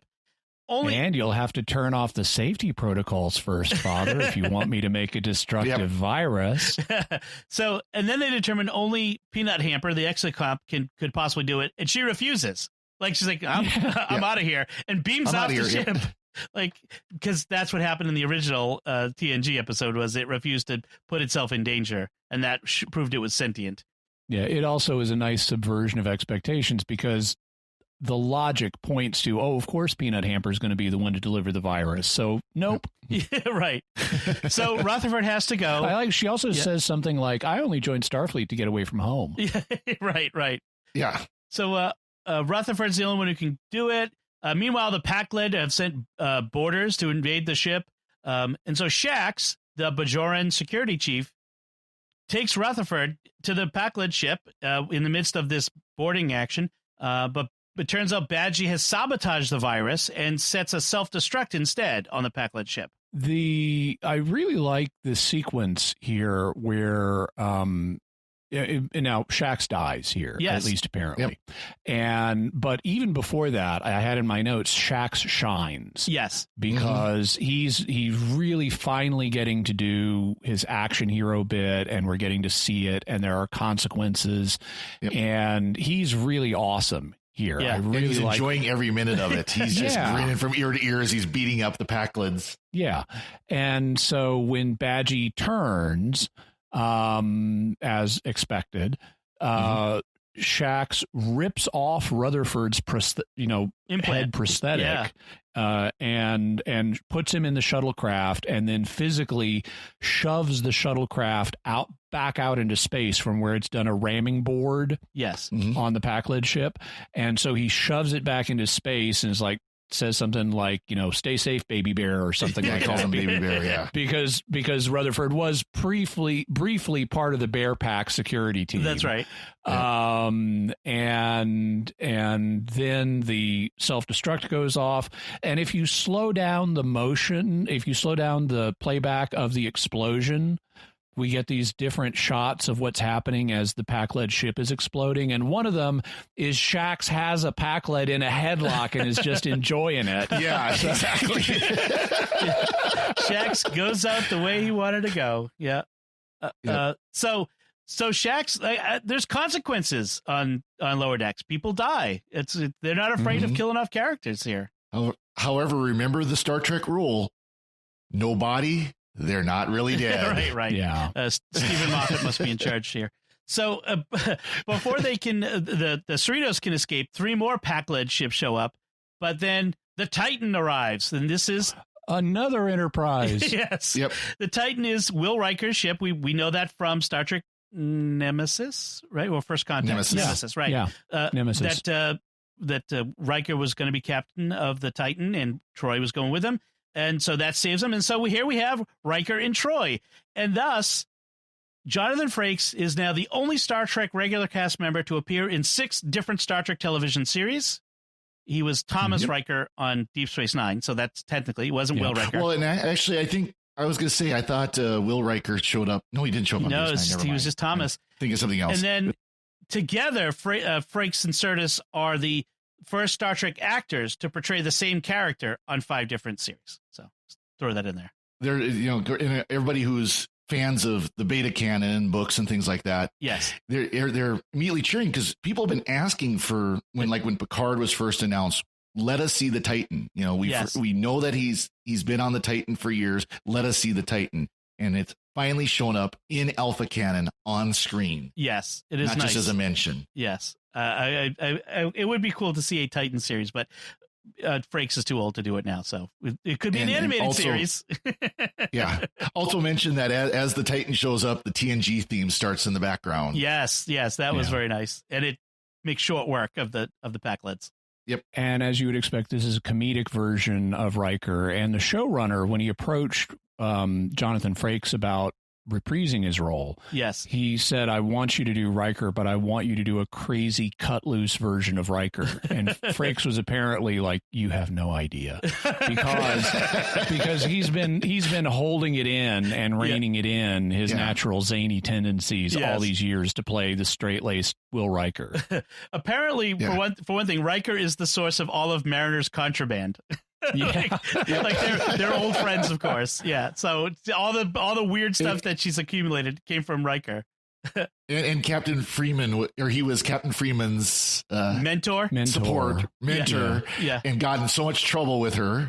Although she says, I don't remember it that way. Yes, I think like Boimler and Mariner. Yeah. So one thing to follow up on, when Rutherford awakes in sickbay, his memory is gone, and so he doesn't remember Tendi. And again, subverting expectations. But that's great, because we get to become best friends all over again. Right. You think she's going to be sad. Captain Freeman determines that she needs to keep Mariner around, her unorthodox ways, so that they, because that's balances off her by the book regulation thing. So it gives her a way to think outside the box. And then again, breaking expectations, Boimler takes the promotion to the Titan that Mariner was going for. And Mariner's mad. She's like leaving him nasty voicemails on his pad on the Titan once he gets over there. I like the way they play that too, where of course Riker comes up and starts talking to Mariner and just drops the pad in front of Boimler. Right. And just like, I heard you're a good one. Here you go. And he's just like, yeah. So Boimler gets his promotion finally. He's on a first contact style ship. The whole thing. I'm curious. next to the pad where he's getting the messages, there's a plaque. The Boimler effect plaque is sitting there on his table. The Boimler effect, nice. So then that sort of leaves open the question of what's going to happen next season. Obviously he's got to get back to the Cerritos, right? Well, maybe not immediately. So there was a Ready Room episode that I know Father and I have had a chance to watch with Will Wheaton, where he interviewed the cast and the showrunner. And they dropped a few hints about next season. One of them is the Titan and Riker and Troy are going to be back, and they are not, at least immediately, going to be undoing the transfer. Nice. So Boimler is going to be having to adjust to life on the Titan. And they're going to have to adjust to his absence on the Cerritos, and they're going to have a new security chief on the Cerritos to replace Shax. Although there was some question of, will they undo Shax's death? And when Will Wheaton put that question, because he said, on Star Trek, it's always kind of death with a wink. Yes. Because you can bring people back.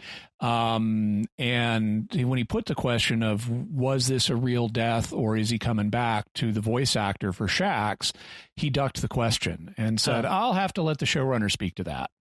And nice. So we may get Shax back. Interesting. Yeah. And, of course, they always do the flashbacks or whatever. Right. Or mirror universe, or, they've done it various ways. So we'll see. It'd be neat to see a mirror universe Shax who's like incredibly meek and humble. That's right. That would be funny. He's a Vedic. He's a Vedic on Bajor. Yeah. I like how at the end of the episode, when Mariner is talking to Freeman and about Shax, and it's like, I hope wherever he is, he's shouting in someone's face and ejecting a warp core.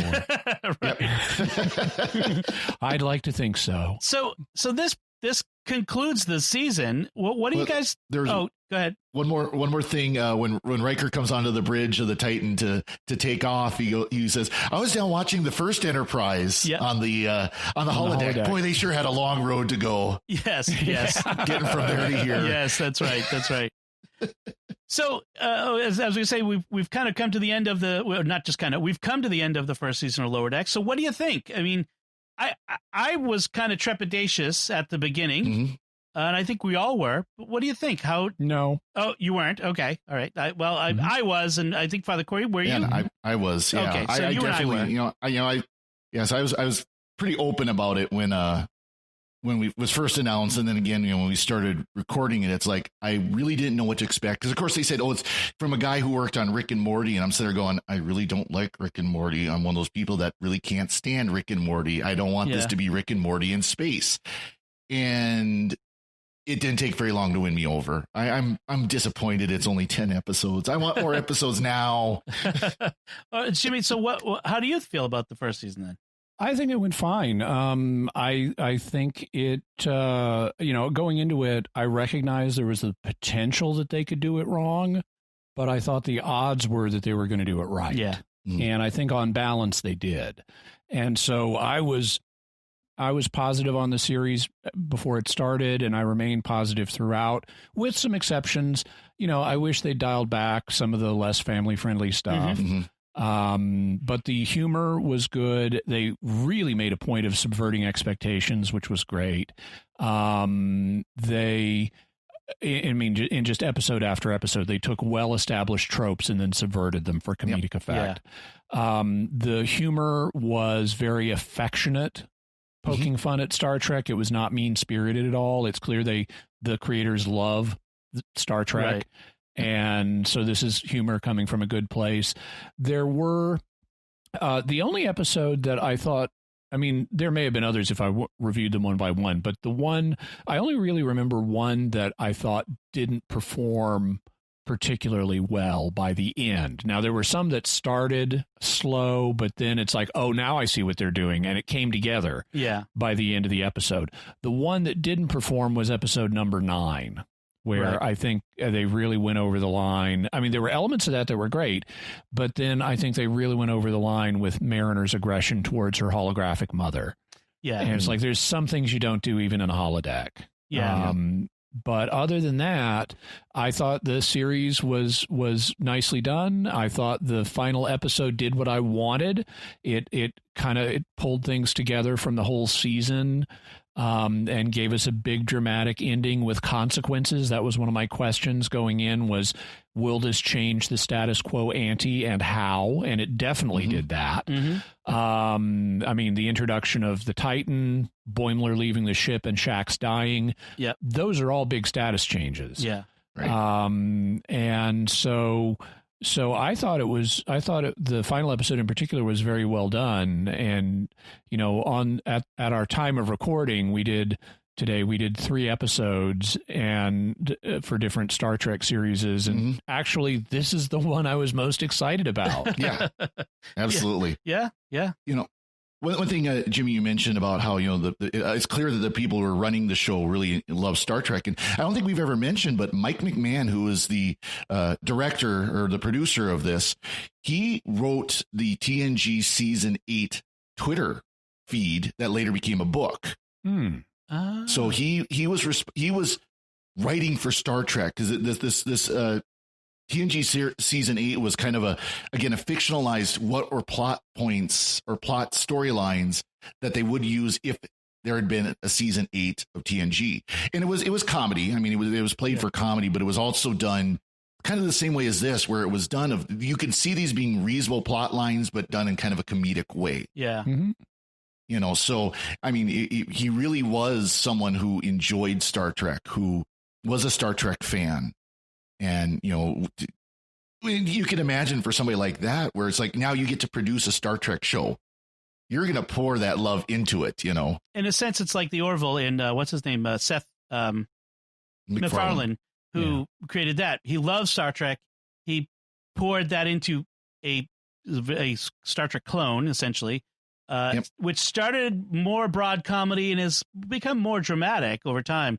And you can see that there, and I felt like Lower Decks was, frankly, this is better than the Orville by a lot. I think so too. It is, to my mind. Yeah, this is a bit of a love letter to the fans. This is really aimed at Star Trek fans. All of the in jokes, the situations, the like you said, loving, poking fun. All of that in there. This is a series that's really aimed directly at the fan base. and I enjoy it. I'm looking forward to more. So hopefully this time next year we'll be talking about season 2.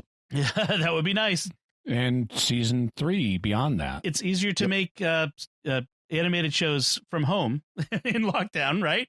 They can record voices on from home, etc.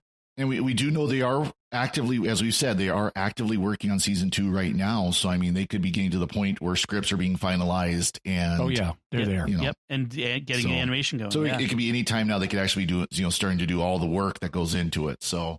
sad to say, we're more likely to see another Lower Deck season before we see a Picard season, but only because I'm looking forward to season 2 of Picard, but we'll see how that goes. We'd like to take a moment to thank our patrons who make it possible for us to create Secrets of Star Trek, including Joseph W., Kelsey S., Jim B., Andrew W., and Georgia Ann Z. Their generous donations at sqpn.com/give make it possible for us to continue the Secrets of Star Trek and all the shows at StarQuest. You can join them by visiting sqpn.com/give. So that's it from us. What did you think of Star Trek Lower Decks Season 1? You can let us know by commenting on the show at sqpn.com/trek or our Facebook page, facebook.com/StarQuestMedia, or send an email to trek@sqpn.com. We'll be back next time when we'll be discussing Discovery Season 3 season premiere. Yes, that's right. The new season of Discovery is upon us. Until then, Father Cory Stika, thank you for joining me in sharing the secrets of Star Trek. And Jimmy Aiken, thank you as well. And once again, I'm Dom Bettinelli. Thank you for listening to the Secrets of Star Trek on StarQuest. And remember, we're not really elite. We're more like the cool, scrappy underdogs of the ship. You know, we don't wash our hands. We're doing kick flips all the time.